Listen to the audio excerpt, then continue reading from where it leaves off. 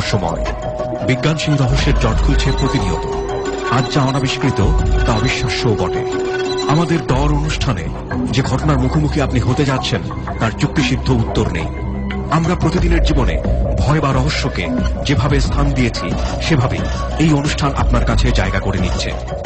এই অনুষ্ঠানের কোনো ঘটনাই সার্বজনীন নয়। ডর মানে ভয়। হন্টেড বাই প্রাণ মিস্টার ম্যাঙ্গো ক্যান্ডি।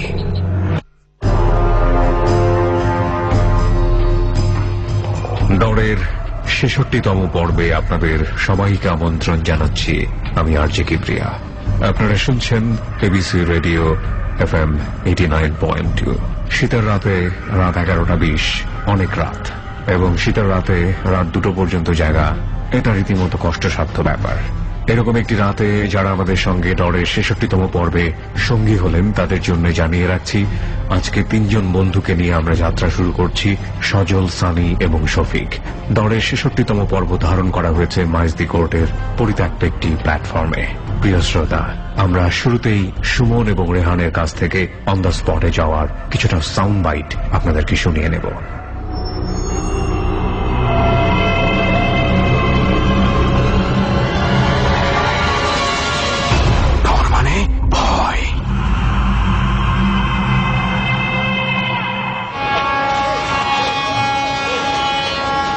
কেমনে যাবো?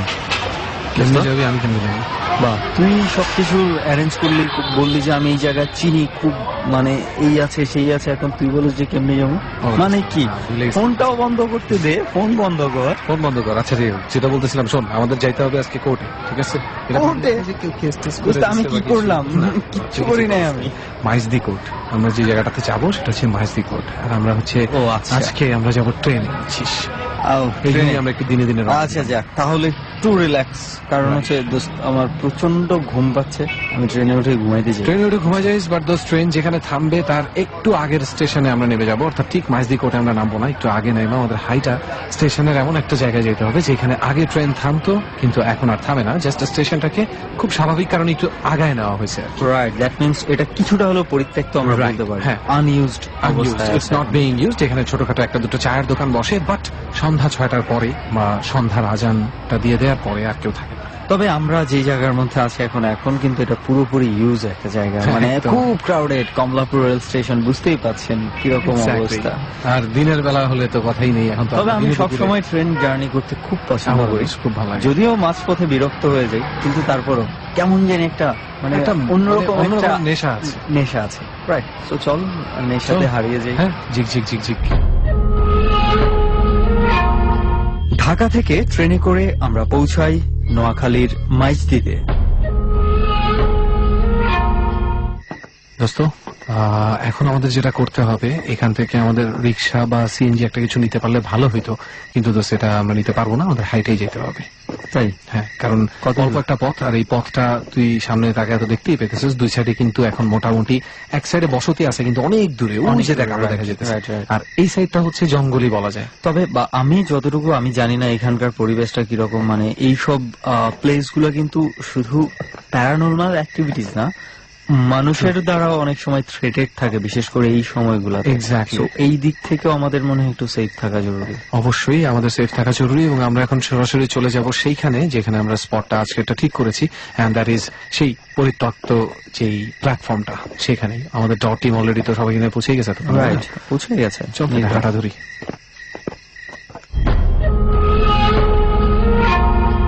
জঙ্গলের ধার ঘেঁষে আমি আর সুমন কিছুক্ষণের মধ্যেই পৌঁছে গেলাম আমাদের আজকের স্পটে। এই হচ্ছে সেই প্ল্যাটফর্ম। ইয়াপ দোস্ত, এইটাই হচ্ছে সেই platform. It's a dead and kind of thing. প্ল্যাটফর্মের ডান দিকে যাওয়া সম্ভব না, যে দেয়াল ঘেঁষে আমরা বসেছি সবাই মিলে, আর ঠিক সামনেই হচ্ছে রেল লাইনটা, এবং রেল লাইনটা ক্রস করলেই জঙ্গলের মতন, জঙ্গলের পরে আবার একটা দিঘির মতন আছে। সো এই দিকটাতে মানুষের আসা যাওয়াটা। দিঘিটাতে কি মানে আমরা যেখানে বসছি এখন, এখান থেকে কত দূর হবে? এখান থেকে বেশি না দোস্ত, বড় জোর কতটুকু, আধা মাইল। ওকে, মানে আসলে অনেক সময় আমরা বিভিন্ন বইয়ে যে যেই ধরনের কিছু কিছু অনেক সময় হরর স্টোরি পড়ি বা টিভিতে দেখি, ওই ধরনের রুচিশীল একটা হরর স্টোরির সমস্ত এনভায়রনমেন্ট এখানে আছে, কিন্তু সেই হরর ঘটনাটা কি সেটা এখনো আমরা জানি না। এবং তুইও বলিসনি, আজকে এই প্রথম হয়তোবা, মানে আমি নিজেও পুরোপুরি ঘটনাগুলো জানি না, তো আমিও হয়তোবা অনেকটা প্রথমবার শুনবো, তবে কিছু কিছু আমি জেনেছি, কিছু কিছু তো অবশ্যই। তো আপনাদের সাথে সাথে আমি নিজেও এবার একটু অপেক্ষায় থাকবো শেষ পর্যন্ত এই প্ল্যাটফর্ম নিয়ে ঘটনা শোনার জন্য। এক্স্যাক্টলি। তবে আর যে অপেক্ষা করতে চাই না সেটা হচ্ছে এই মুহূর্তে যারা আছে তাদের ঘটনা শুনতে আর অপেক্ষা করতে চাই না। এক্স্যাক্টলি। এখন আমরা প্ল্যাটফর্মের মধ্যে আছি, মোটামুটি শীত কিন্তু ভালোই লাগছে তো সেখানে আসার পর। শীতের রাতে যারা আরাম করে সত্যি সত্যি ভয়ের মধ্যে, ইললজিক্যাল উল্টো পাল্টা ভয় না, লজিকটা পার করে যেই ভয় মানে ডর, সেটা অনুভব করতে চান, আর কোথাও যাওয়া যাবে না। চল এবার। এবং ডেফিনেটলি আমি জানি যে কেউ কোথাও যেতে পারবে না, ফেসবুকটাও বন্ধ রয়েছে, সবাই বাধ্য হয়েই আপাতত থাকতে হবে। যাই হোক, এগুলো নিয়ে পরবর্তীতে কথা বলবো, আপাতত আমরা গল্পে ঢুকে যাই। আমাদের সাথে যেই ভাইটা আজকে আছে তার ওপরেই ভর করে আছে, স্টিল এখনো কিছু একটা তার ভেতরে আছে বলে তার বিশ্বাস, আর তার বিশ্বাসটা আমাদের বিশ্বাসের সাথে মেলে কিনা, আমরা ঠিক লজিকটা পার করে ডর মানে ভয় পর্যন্ত যেতে পারি কিনা সেটাই দেখবো। সো প্রথমে আপনার নামটা ভাইয়া? জি, আমার নাম হচ্ছে সজল। সজল। আমি ফ্রম লালবাগ।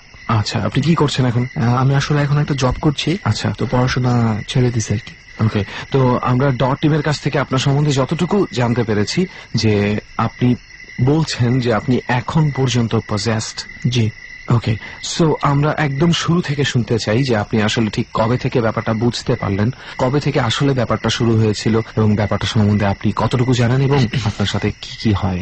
আসলে ব্যাপারটা শুরু হয়েছে আমার সাথে আজ থেকে আর 10-12 বছর আগে। তো ব্যাপারটা হয়েছে সম্ভবত, আমি যতটুকু জানি যে তখন শীতের রাত ছিল, ডিসেম্বর। আচ্ছা, তো ডিসেম্বর থেকে মেবি ব্যাপারটা শুরু। আমি র্যাকেট খেলছিলাম, তো অনেক রাত হয়ে গেছিল, 2-3 বাজে প্রায়। তখন মানে একটা অ্যাপার্টমেন্ট ভেঙে নতুন করে করবে আর কি। তো তখন ওইখানে মানে কিছু জঙ্গল টাইপের ছিল, আমি ওইখানে বসেছিলাম। তো প্রায় দেখা গেছে আমার সাথে যারা ছিল তারা সবাই চলে গেছে, আমি বসেছিলাম। তো তারপর মানে আমার যেন কেমন লাগতে শুরু করলো, হঠাৎ করে মানে ছুটলে কেমন ভাল লাগছে না। তারপর আমি বাসায় চলে আসি। যখন বাসায় চলে আসি তখন দেখা গেছে যে হঠাৎ করে আমার পুরো শরীর জিম হয়ে গেছে, মানে ভারী হয়ে গেছে। আমার শরীরটা মনে হয় যে 3-4 মণ ওজন হয়ে গেছে। তারপর হচ্ছে যে আমার সাথে কেউ একজন মানে আসছে, এরকম আমার মনে হচ্ছে। আমি প্রচন্ড চিৎকার। আপনার মানে কিসের উপর বেস করে মনে হলো যে আপনার সাথে কেউ আসছে? কারণ দেখা গেছে যদি আমি একা থাকি, মানুষ যখন সাধারণ ছেলে একা থাকে তখন দেখা গেছে সে বুঝতে পারবে যে আমি একা বা আমার শরীরটা ভালো লাগছে। আর যখন দেখা যাবে যে তার শরীরের সাথে কিছু একটা অ্যাডজাস্ট হয়ে গেছে বা কিছু একটা ভর করছে, তখন দেখা গেল শরীর ঝিম হয়ে যায়। এটা তো আপনি আগে থেকে জানতেন না? আগে থেকে জিমটা আপনার হয়েছে বলে আপনি এভাবে বলতে পারছেন, রাইট? জি, আমার এটা ফার্স্ট এক্সপেরিয়েন্স তখনই হয়েছিল। তো তারপর আসলে আমি আর ব্যাপারটা কাউকে জানিনি। তারপর শুয়েছিলাম, তারপর দেখা গেছে রাত্রে অনেক বিকট স্বপ্ন দেখতাম, যেমন বিভিন্ন ধরনের স্বপ্ন, বাজে সেই দিন থেকে শুরু ব্যাপারটা। তো তারপর যাই হোক চলে গেছে, এভাবে দিন যাচ্ছে। আমি নাথিং মনে ভাবছি যে একদিন হয়েছে, যাকে এটা ব্যাপার না। আচ্ছা ভাইয়া, ছোট্ট করে যদি যে কোনো একটা বিকট মানে স্বপ্নের একটু ছোট্ট বিবরণ যদি দিতেন। আমি একা ঘুমাতে পারি না, আমার ছোট ভাই আমার সাথে ঘুমায়। যেদিন ও থাকে না বা কোথাও বেড়াতে যায়, তখন দেখা গেছে আমার একা যখন ঘুমাই তখন রাত্রে 2-3 বাজে। ওই আমি আমার যে বেড, আমার তো বেড থেকে আমি 2-3 ইঞ্চি উপরে উঠে যাই। আচ্ছা, হ্যাঁ, উপরে উঠে যাই। তো দেখা গেছে 2-3 ইঞ্চি উপরে আপনি ভাসতে থাকেন? ভাসতে থাকি বলতে আমি উঠে আবার পড়ে যাই। আচ্ছা, মানে যেমন একটা বেলুন এরকম হাত দিয়ে যখন লাড়া দিবে তখন উঠে আবার পড়ে যায় না, এই সিস্টেমে আমি পড়ে যাই আসলে। তো আবার দেখা যায় যে স্বপ্নের মধ্যে বিভিন্ন জিনিস দেখি, যেমন কুকুর দেখি, বিভিন্ন ধরনের জিনিস দেখি। যাই হোক, তারপর যে আরেকদিন যেটা ঘটছে যে আমি একদিন ঘুমায় আছি, মানে রাত্রেবেলা ঘুমায় আছি, মানে এরকম হয় বলে আমি আমার বেডটা চেঞ্জ করে ফেলছি, আমি ফুল রিং করে ঘুমাই। আচ্ছা, তো রিসেন্টলি যেটা ঘটছে 3-4 মাস আগে, সেটা হচ্ছে যে আমি রাত্রে তখন 12টা বাজে। তো আমি আসলে রাত্রে খাওয়াটা তো একটু লেট করে খাই। তো দেখা গেছে সেদিন আর রাত্রে আমি ভাত খাইনি। তো ফলোইং করে যেহেতু ঘুমাই, আমার টেবিলের নিচে আমার ভাতের পাত্রটা ওটা রাখা। তো হঠাৎ করে আমার রাত্রে 3টার দিকে ঘুম ভেঙে যায়। তো আমি মানে বাম দিক হয়ে ঘুমাইছিলাম, তো আমার টেবিলের বরাবর মুখটা ছিল। তো আমি দেখি যে আসলে ওই আমার বাম পাশে একটা কুকুর, আমি সেটা স্বপ্ন না, এটা বাস্তব, এটা আমি নিজেও স্বপ্ন না, এটা বাস্তব। দেখি একটা কুকুর বসে আছে, একেবারে বাস্তব একটা কুকুর। এটা 100% ট্রু, এটা কোনো আর্টিফিশিয়াল কোনো কথা না। আপনি কি ঘ্রাণ পাচ্ছিলেন বা আপনি কি ওইটার হিটটা অনুভব করছিলেন? আমি দেখেছি কুকুরটা বসে আছে এবং সে আমার যে খাবারগুলো সেগুলো খাচ্ছে। ও মাই হ্যাঁ, এবং আমি কুকুরটাকে ধরছি। আমি যখন কুকুরটাকে ধরছি, কুকুরটার মুখটাকে আমি ধরছি এবং আমার হাতটা কুকুরটার মুখের ভেতর চলে যায়, এবং ওর দাঁতগুলো, যে কুকুরের দাঁত কিন্তু মানুষের দাঁতের মতোই থাকে, হ্যাঁ, তখন ওর দাঁতগুলো আমি টান দিছি, তো আমার চারির সাথে ওর হয়তো বা কিছু একটা চলে আসছিল। আমি আসলে ঠিক বুঝলাম না যে সাধারণত হঠাৎ করে রাতে উঠে যদি একটা কুকুর দেখা যায় তাহলে আপনার ভয় পাওয়ার কথা ছিল। আসলে এগুলো আমি বললাম না, আমি তো 10-12 বছর যাবো পৌঁছেছি, এগুলোর সাথে এখন আমি অভ্যস্ত হয়ে গেছি। কুকুরের মুখের ভেতরে আপনার হাতটা ঢুকে যাওয়া, এটা কি কুকুরটা আপনাকে কামড় দিতে চাচ্ছিল? আসলে সে আমাকে কামড় দিতে চাচ্ছিল, কিন্তু আসলে আমাকে কামড় দিতে পারতেছিল না। মানে এমন ভাবে আমার হাতটা ঢুকছে, এমন মানে দাঁত গুলোর মাঝখানে ঢুকে গেছে। আচ্ছা, মানে ও কপাটি লাগানোর মতন অবস্থাতেই। হ্যাঁ। আচ্ছা, তো এই জন্য আসলে আমাকে কামড় দিতে পারে না। তারপর কুকুরটা চলে গেছে। তো রিসেন্টলি আমার সাথে আবার একটা বাজে ঘটনা ঘটছে রাত্রেবেলা। সেই ঘটনা হচ্ছে যে সেদিন আমি একা ঘুমাইছিলাম। তো আমি আসলে শীতের দিন তো সবাই একটু মুড়ি টুড়ি দিয়ে ঘুমায়, তো আমিও ঘুমাচ্ছিলাম। হঠাৎ করে দেখা যাচ্ছে আমার খাতা ধরে কেউ টান দিছি। এটা একবার না, 3-4 বার। আবার অনেক সময় দেখা গেছে যে আমার পাও তো থাকে অনেক সময় বিভিন্ন ভাবে, তো পাও দেখা গেছে কখন আমার এই পাশ থেকে ওই পাশে উড়ে কেউ ফালায়, এই পাশ থেকে আবার ওই পাশে কি উড়ে ফালায়। তো এখন মানে একটা ঘুমের অত ডিস্টার্ব, তো এই জন্য আসলে একা ঘুমানোটা খুব টাফ হয়ে যায় আমার জন্য। তো তারপরে আসলে মানে আমি আপনাকে ইন্টারফেয়ার করতে বাধ্য হচ্ছি। আমি জানি আপনি হয়তো 12 বছর ধরে এগুলো ফিল করছেন, আপনার জন্য হয়তো এটা খুব নর্মাল, আপনি খুব নর্মালি বলে যাচ্ছেন। আমাদের শ্রোতাদের মধ্যে, ইভেন আমার মধ্যে বা সুমনের মধ্যে, আমরা যদি ধরি হঠাৎ করে রাতে যদি কেউ পা ধরে টান দেয় এবং আমি যদি কোনো ফিগার দেখতে না পাই চোখটা খুলে, তারপরে কি অবস্থা হবে আমার শ্রোতারা জানে, আমি জানি। বাট আপনার জন্য মনে হচ্ছে যেন এটা খুবই নর্মাল একটা কথা। না, আমার চেয়ে আরো ডেঞ্জারাস কিছু ব্যাপার আছে। তো এই হচ্ছে আপনার পজেসিং এর স্টোরি। কোনো কি কারণ জানতে পেরেছেন যে কেন আপনাকে পজেস করা হলো বা কে কিভাবে? আসলে এটা আমি গেছিলাম এক হুজুরের কাছে, উনি অনেক বড় হুজুর। তো ওনারা আসলে বলতে চায় না যে কোথা থেকে আসছে না, শুধু বললে যে এগুলা খাও, হয়ে যাবে, ঠিক হয়ে যাবে। হ্যাঁ, আচ্ছা। তো আসলে আমি তো এখানে অনেক কিছু লুকাইছি, মানে যেগুলো আসলে বললে আরো সময়ের ব্যাপার আছে। মানে শর্টের মধ্যে জিনিসটা বললাম, কারণ এখানে আরো শ্রোতা আছে, তো ওনাদেরও তো বলার সুযোগ দিতে হবে। আর দেখা গেছে যে আমার 12 বছরের মধ্যে আমার এমন এমন হিস্ট্রি আছে যেগুলো আসলে বলতে গেলে যে আমার এই আপনাদের এক এপিসোড চলে যাবে। আচ্ছা, আপনি সবচেয়ে বেশি ভয় পেয়েছিলেন কবে এই 12 বছরের মধ্যে? 12 বছরের মধ্যে সবচেয়ে বেশি ভয় পেয়েছিলাম হচ্ছে যে আমি এই কোরবানির ঈদে গ্রামে গেছিলাম। আচ্ছা। তো শরীয়তপুরে পদ্মার পার, তখন আসলে যে আমাকে বলে দেওয়া হয়েছিল যে আমি যেন কখনো গ্রামে একা না যাই আর একা না হাঁটি রাত্রের বেলায়, আর যখন কখনো যেন আমি নদীতে না নামি সাঁতার কাটতে। তো আমি আমার ছোটকালে আরেকবার নদীতে পড়ছিলাম, মানে এটা অলৌকিক ভাবে আমি বেঁচে আসছিলাম নদী থেকে। তো এইবার যখন আমি শরীয়তপুরে যাই বেড়াইতে, রাত্রেবেলা তো গ্যান্ডারি ক্ষেত থাকে, ডাব থাকে, তো আমরা 4-5 জন মিলে এই বের হয়েছি গ্যান্ডারি খাবো, চুরি করে খাবো, তারপর হচ্ছে ডাব খাবো গাছ থেকে পেরে। তো রাত্রে যখন প্রায় 12টা-1টা বেজে গেছে, তখন তো সবকিছু নীরব।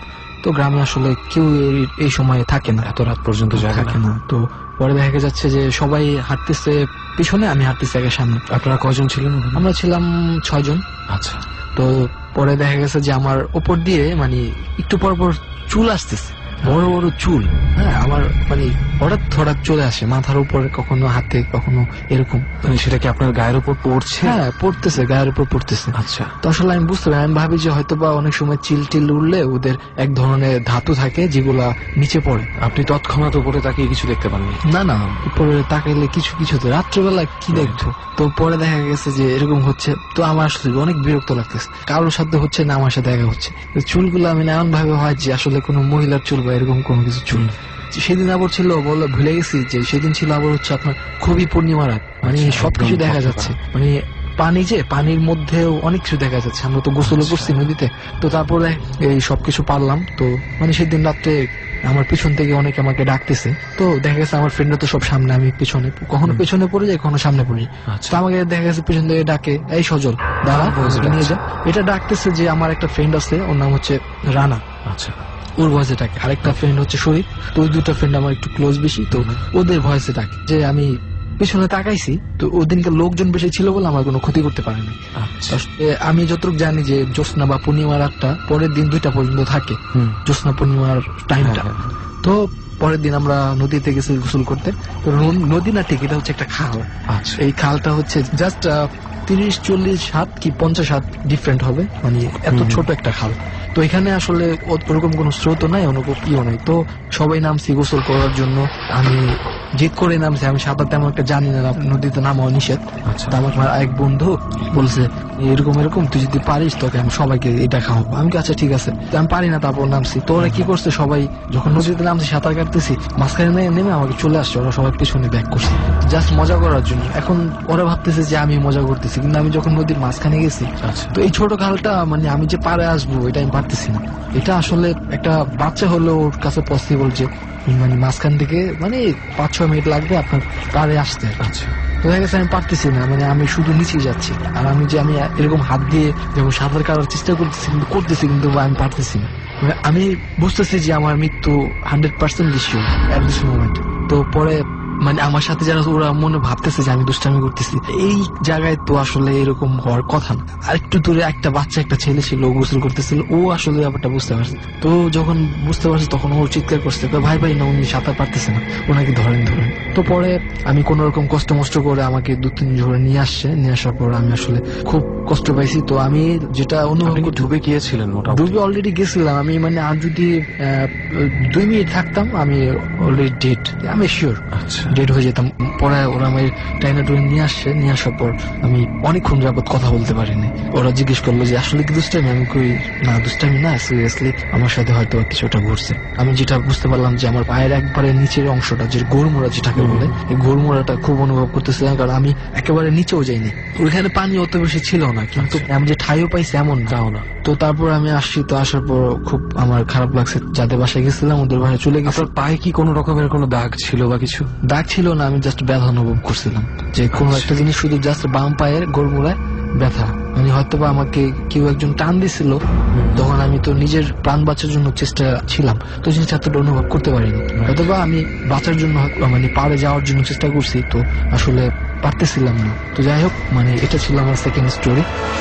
তো এই এক্সপিরিয়েন্সটা আপনার হয়েছে।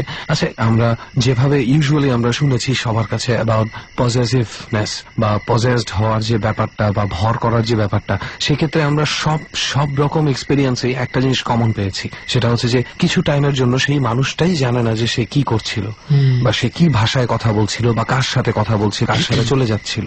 এই রকম কোনো ঘটনা কি আপনার সাথে কখনো ঘটেছে? আসলে আমার সাথে এরকম একটা ঘটনা ঘটছে। আমি যখন মানে কিছুদিন আগে, যে আমার মামাদের বাসা হচ্ছে কেরানীগঞ্জে একটা এরিয়াতে, তো এখানে এখনো আসলে বিদ্যুৎ এখনো ওরকম ভাবে যায় নাই। তো আমি রাত্রেবেলা প্রায় 2-3 বছর পরে ওনাদের ওখানে গেছিলাম। তো রাত্রে যেহেতু গ্রাম অনেক একটু ভেতর সাইড, তো কারেন্ট ছিল না, যেখানে সিএনজিতে উঠছিলাম, সিএনজি হয়ে যেতে হয়। তো আমাকে বলছিলাম যে অ্যাড্রেসটার কথা বলছিলাম, ওই অ্যাড্রেসটা তুমি আমাকে না নামায়া সামনের স্টপেসে নামাইছে। তো আমিও চিনি না আসলে, পরে যেভাবে হোক আমি নামছি। তো যেই জায়গাটা নামছি ওটা ছিল একটা কালী মন্দির, আর ওইখানে ছিল একটা বট গাছ। আচ্ছা, হ্যাঁ, তো অনেক পুরনো বট গাছ। তো আমি সেটা জানি না যেখানে একটা মন্দির বা একটা বট গাছ আছে। তো আমি আসলে নামার পর আমি একটু মানে যেমন অপরিচিত জায়গা চিনা তো কোনো ওয়েই নেই।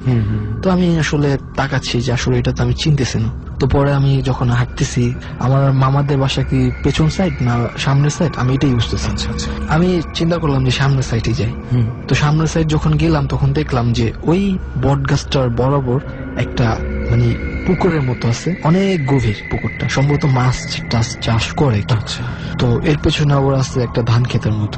কোন দিকে যাবো বুঝতেছি না। তো আমি চিন্তা করলাম যে আমার মামাদের বাসা আগে গেছিলাম, ওনাদের এখানে একটা পুকুর ছিল, ধান ক্ষেতের মতো জায়গা ছিল। আচ্ছা, তো আমি চিন্তা করলাম যে হয়তো এদিক দিয়ে হবে। তো পরে আমি যখন ওই দিক দিয়ে হাঁটা শুরু করলাম, ওই ঠিক কালী মন্দিরের সোজা রোডটা দিয়ে। আচ্ছা, তো যাইতেছি দেখলাম যে আমার দুই পাশে দুইটা মানে গরু ঠিক না, আবার ছাগলও ঠিক না, মাঝামাঝি একটা জন্তু আর কি। তো আমি ভাবছি যে হয়তো বা ছাগল টাগলি হবে, মানে ছাগলের চেয়ে সাইজ বড়। হ্যাঁ, তো ওরা আবার গরুর মতো অত বড় না। তো দুই পাশে তো গাছগাছালি, আর দুই পাশে হচ্ছে দুইটা পুকুর, অনেক গভীর, মাছ চাষ করে সম্ভবত। তো তখন পানি টানি ছিল না, দুইটা উপর থেকে উঠে আসার পর দেখলাম যে আমি যেখান দিয়ে যাচ্ছি ওরা ওই দিক দিয়ে যাচ্ছে। তো দেখা যাচ্ছে আমার সাথে ওদের ডিফারেন্সটা প্রায় 10-15 হাতের ডিফারেন্স। আমি দেখতে পারতেছি যে ওদের লেজ আছে, হ্যাঁ, মানে গরু স্টাইলে বা ছাগল স্টাইলে। তো হাঁটতেছি তখন আমি আমার মামার নাম্বারে ফোন দিচ্ছি, ফোন ঢুকতেছে না, ফোন বন্ধ। আমি ভাবছি যে ওখানে গ্রাম সাইড নেটওয়ার্ক নাও থাকতে পারে। তো হাঁটতে হাঁটতে দেখলাম যে আমি বামে চলে গেলাম, বামে একটা রোড গেছে মানে ক্ষেতের মধ্য দিয়ে, আর ওগুলা দেখলাম যে আমার বামে ঢুকছে। আচ্ছা, তো তারপর আমি হাঁটতেছি তো এমন একটা সময় দেখলাম যে ওই দুইটা জিনিস নাই, ওই দুই জিনিস মানে ভ্যানিশ, টোটালি ভ্যানিশ। তো আমি ভাবলাম যে হয়তো কোথাও চলে গেছে। একটু পর দেখলাম যে একটা ঘোড়া, সাদা ঘোড়া, হ্যাঁ ঘোড়া, সাদা ঘোড়ার মানে ঘোড়াটা মানে এত সুন্দর ঘোড়া, মানে আমি তো এমনিতে ন্যাচারালি ঘোড়া দেখি, তো এত সুন্দর ঘোড়া আমি আমার জীবনেও দেখিনি। তো দেখি যে ঘোড়াটা মানে শুধু সুন্দর করে টক টক মানে একটা শব্দ হচ্ছে। তো এর মধ্যে দেখলাম হঠাৎ করে একটা লোক, চেহারাটা ফেসটা দেখা যাচ্ছে না, তো উনি উপরে উঠা মানে ঘোড়াটার উপরে উঠা ঘোড়াটাকে বলতেছে চল। তো ঘোড়াও যাইতেছে, তা আমি জিনিসটা দেখতেছি, এত সুন্দর ভাবে দেখতেছি আমি ঘোড়াটা, মানে জীবনে আমি দেখিনি এরকম সুন্দর ভাবে দেখতেছি। তো এরকম মানে যাইতেছে ঘোড়াটা, আমি তাকায় আসছি ঘোড়াটার দিকে, তেমন একটা পজিশনে দেখা গেছে হঠাৎ করে মানে দূর থেকে মানে কেউ একজন আমাকে দেখছে, এমন হয়তো বা আশেপাশে দু একটা বাড়ি টাড়ি আছে। তা আমি ঘোড়াটার পিছনে দৌড় দিছি, মানে কিভাবে দৌড় দিচ্ছি সেটা আমি জানি না, আমি ঘোড়াটার পিছনে দৌড় দিছি, দৌড়তে আমি দেখতেছি মানে এখনো যে আমি বলতেছি আমার কাছে এখনো ভালো লাগতেছে, ঘোড়াটা এত সুন্দর, এত সাদা একটা সুন্দর, এরকম সাদা কালারই পাওয়া যায়। তো পরে আমি যাচ্ছি দৌড়াচ্ছি, মানে দৌড়াইতে আমি একবার ওনাদের যে মানে শেষ বর্ডার বলতে ওনাদের এরিয়ার শেষ বর্ডার, ওই পরে হচ্ছে নদী। আচ্ছা, তো আমি ওখানে যাচ্ছি তেমন সময় দেখলাম পিছন দিকে হঠাৎ করে যে আমাকে মানে একজন ডাক দিল, আমার নাম ধরে ডাক দিল, সজল কই যাস। হ্যাঁ, আমি ওরে চিনিও না, জীবনে দেখিও নি ওরে। তো পরে বললো যে কই যাস, আমি কই আপনি কে, আমি যেই হই তুই এখানে কই যাস, আমি কই এই যে ঘোড়াটা দেখতেছি ভালো লাগতেছে এই জন্য আসলাম, কয় চল আমার সাথে। তুমি দেখতে কেমন ছিল? লোকটা দেখতে ছিল আপনার এই বেশি বয়স্ক না, মানে আমাদের বয়সী লোকটা ছিল। তো পরে ওর সাথে আমি আসলাম, আমি কই আপনারা তো চিনলাম না ভাই, কয় তুমি আমাকে চেনার দরকার নাই, আমার সাথে চলো। পরে গেলাম, আমার আবার স্মোক করার অভ্যাস আছে কম। তো আমি বললাম যে আচ্ছা ভাই একটা সিগারেট ধরো। পরে আমি এটা ধরানোর কথা যখন ম্যাচটা বাই করলাম তখন দেখলাম যে উনি নাই, তা আমি আরো ভয় পেয়ে গেছি। আশ্চর্য ব্যাপার, হঠাৎ করে আপনার পাশ থেকে নাই হয়ে হঠাৎ করে আমার পাশ থেকে নাই, আমি জাস্ট ম্যাচটা পকেট থেকে বেরিয়ে পড়ছি, দেখি নাই, তা আমি আরো ভয় পেয়ে গেছি। তো আরো ভয় পাওয়ার পরে আমি এখন কি করবো, এখন আমি দিছি দূর, মানে যে পরিস্থিতি, এই পরিস্থিতি আসলে আমি সহজে এখন ভয় পাই না, কিন্তু সেদিন ভয় পেয়ে গেছি। কারণ তখন রাত্রে 2টা 2:30 বাজে গেছে, আমি ফোন দিতেছি, ওনাদের ফোনও ধরতেছেন। বল আমি ঠিক যেখানে আসছিলাম ওই যে কালী মন্দির যেখানে নামিয়ে গেছিল ওইখানে আবার আসছি। ওই জায়গাটা এমন একটা প্লেস যে ওইখানে মানে মেইন রোডের কাছাকাছি আর কি। আচ্ছা, তো ওইখানে দেখা যায় রাত্রে দু একটা গাড়ি চলে, হঠাৎ করে দেখলাম একটা সিএনজি আসলো। সিএনজি আসার পর আমার মানে গ্রাম সাইডটা একটু ঠান্ডা লাগে, তো আমার ঘাম পড়তেছে। আচ্ছা, পরে আমাকে সিএনজি ড্রাইভার জিজ্ঞেস করতেছে ভাই কই যাবেন, আমি বলি ভাই আমি তো আসলে এখানে চিনি না তেমন, তবে আমি আসছিলাম আমার মামার বাসায়। আপনার মামার বাসা কোথায়? তারপরে আমি যখন বললাম অ্যাড্রেসটা যে এই অ্যাড্রেস, তখন সে বললো যে এটা তো এখানে না, এটা তো আপনি আরো সামনে ফালায় আসছেন, এখানে আপনি এত রাত্রে কি করেন, এই জায়গাটা তো ভালো নাই, কালী মন্দির, এখানে কালী সাধন হয়, তো আপনি ওঠেন। তা আমিও ওনারা বিলিভ করতে পারতেছি না, ওনারা বিলিভ করতে, হ্যাঁ আমি তো খুবই স্বাভাবিক। তো তারপরও যাই হোক এখন কি করে উঠছি, পরে দেখলাম যে উনি আমাকে একটু সামনে, আমি যেখানে ছিলাম ওই স্টপেজ থেকে আরেকটু সামনে ওইখানে নামাই দিল। আচ্ছা, পরে বললো যে এই স্টপেজটা এখানে। তারপর আমি চিনতে পারতেছি না, অনেক আগে গেছিলাম তো, 2-3 বছর আগে। তার উপরে আপনার সাথে বেশ কিছু বাজে ঘটনা ঘটে গেছে এর মধ্যে, এই কারণে আরো বেশি নার্ভাস ফিল করতেছি। তো ওই জায়গাটাও মানে ছিল হচ্ছে বালি দিয়ে প্লট ভরাট করলে যেমন হয় না, ওই প্লেসটা ছিল। আচ্ছা, তো পরে আমি হাঁটতেছি, তো এমন সময় দেখি যে মানে অন্ধকার, তো আবার কুয়াশা টুয়াশা হালকা। হ্যাঁ, এটা কিন্তু বেশি দিন হয়নি ঘটনা। আচ্ছা আচ্ছা, আমি গেলাম সামনে, তো সামনে যে দেখছি বাড়ি আর চিনতেছি না। পরে ফোন দিই, ফোন এখন বাজতেছে, রিং বাজতেছে। তো পরে যখন ফোনটা রিসিভ করছে তখন পরে আমার ছোট মামা আসছে যে তুই কই আসছিস, আমি কই এরকম আমি এই জায়গায় আসছি। পরে আসছে, পরে ওনারা আমার বলতেছে তুই কই গেছিস, আমি কই আমার সেই কালী মন্দিরের সামনে আমার দিচ্ছে। পরে তো ওনারা খুব চিল্লাচিল্লি করছে যে তুই আসছস, তুই ফোন দিস, আমি তোর বলে দিস না এই জায়গায় নামবি। আমি কই ড্রাইভার তো আমাকে এখানে নিয়ে গেছে, আমার কি করে। পরে রাত্রে আর কিছু হয় নাই, পরে রাত্রে ঘুমিয়ে গেছে। তেমন এটা হচ্ছে আসলে ভয়ঙ্কর একটা ঘটনা। আসলেই তাই, আমি বুঝতে পারছি না ব্যাপারটা। আপনি দ্বিতীয়তে যে স্টোরিটা আমাদের সাথে শেয়ার করলেন, যেখানে আপনি পানিতে ডুবে যেতে নিচ্ছিলেন, তাই না? সেই সময় কিন্তু কেউ একজন আপনাকে টেনে নিয়ে যেতে চাচ্ছিল ভিতরে, যে কারণে পরবর্তীতে আপনার পায়ে ব্যথা হয়। কিন্তু এবার যখন আপনি নদীর কাছাকাছি চলে যাচ্ছিলেন নিজের অজান্তেই হেঁটে হেঁটে একদম বর্ডার পর্যন্ত, তখন কিন্তু আবার কেউ একজন এসে আপনাকে বাঁচায়। সে হয়তো আপনি আগুন জ্বালাবেন বলে শেষ মুহূর্ত পর্যন্ত থাকতে পারেনি আপনার সাথে, জি, জি। কিন্তু সে আবার আপনাকে বাঁচিয়েছে। এখন আমি বুঝতে পারছি না যে আপনার ওপরে যে জিনিসটা ভর করেছে সেটা কি আপনার ভালো চায় না খারাপ? না, আসলে আমি ব্যাপারটা ভালোভাবে জানছি যে আমার সাথে যে জিনিসটা আছে ওইটা হচ্ছে যে যেমন পৃথিবীতে কিছু মানুষ থাকে ওরা দুষ্টামি করতে ওদের বেশি ভালো লাগে, শুধু শুধু কারো দেখা যাচ্ছে খোঁচা টোচা দেওয়া। তো এরকম জিনের মধ্যে কিছু লোক আছে যারা আসলে ওদের দুষ্টামি করতে খুব ভালো লাগে। আচ্ছা, তো ওরা আসলে ওরকম বড় কোনো ক্ষতি করে না, তো দেখা গেছে এরকম ক্ষতিগুলা করে, মানে যে দুষ্টামি যেগুলো আছে, দুষ্টামি বলতে যেমন ভয় দেখায় বেশি আর কি, আচ্ছা, এইগুলা করে। আর নদীর ব্যাপারটা যেটা, নদীর ব্যাপারটা আসলে আমার প্রোটেকশন দেওয়া আছে, এই জন্য আমাকে ক্ষতি করতে চাইলেও নদীর মধ্যে আমাকে ক্ষতি করতে পারে না। আমি যখন ছোটকালে নদীতে পড়ে যাই তখন থেকে আমাকে প্রোটেকশনটা অন্যরকম ভাবে দেওয়া হয়েছে, আধ্যাত্মিক ভাবে। হ্যাঁ, আধ্যাত্মিক ভাবে। এই জন্য আসলে আমি নদীর মাঝে গেলেও দেখা গেছে কোন রকম ভাবে বেঁচে আসতে পারি। আচ্ছা, তো এটা আসলে আমার মা যতদিন বেঁচে আছে অতদিন হয়তো বা হইতে পারে। তো আমার মা মারা যাওয়ার পর কি হয় সেটা আমি জানি না। এই নদীর যে আমি ডুবে যাই যেরকম 3-4 বার অলরেডি হয়ে গেছে। আচ্ছা, তো এটা আমার মা আসলে আমাকে কন্ট্রোল করছে বা আমাকে প্রোটেকশন দিচ্ছে আর কি, আচ্ছা। যে কোনো ভাবে হোক উনি দিচ্ছে। তো এই ছিল আসলে আমার ঘটনা।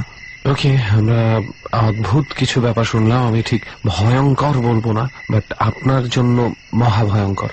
বাট শুনতে হয়তো সবার কাছে অতটা ভয়ঙ্কর না লাগলেও জাস্ট এতটুকু ফিলিংসই যথেষ্ট যে আপনার ভেতরে কেউ একজন আপনার মনে হয়ে আছে। আচ্ছা, এই মুহূর্তে সজল ভাই আপনার ফিলিংসটা কেমন সেই পজিশনটার ব্যাপারে, সেই ভরের ব্যাপারে? এই মুহূর্তে আসলে আমার কাছে মনে হচ্ছে যে এখন কেউ নাই, এখন কেউ নাই, কারণ আমার যখন থাকে তখন আমি বুঝতে পারি।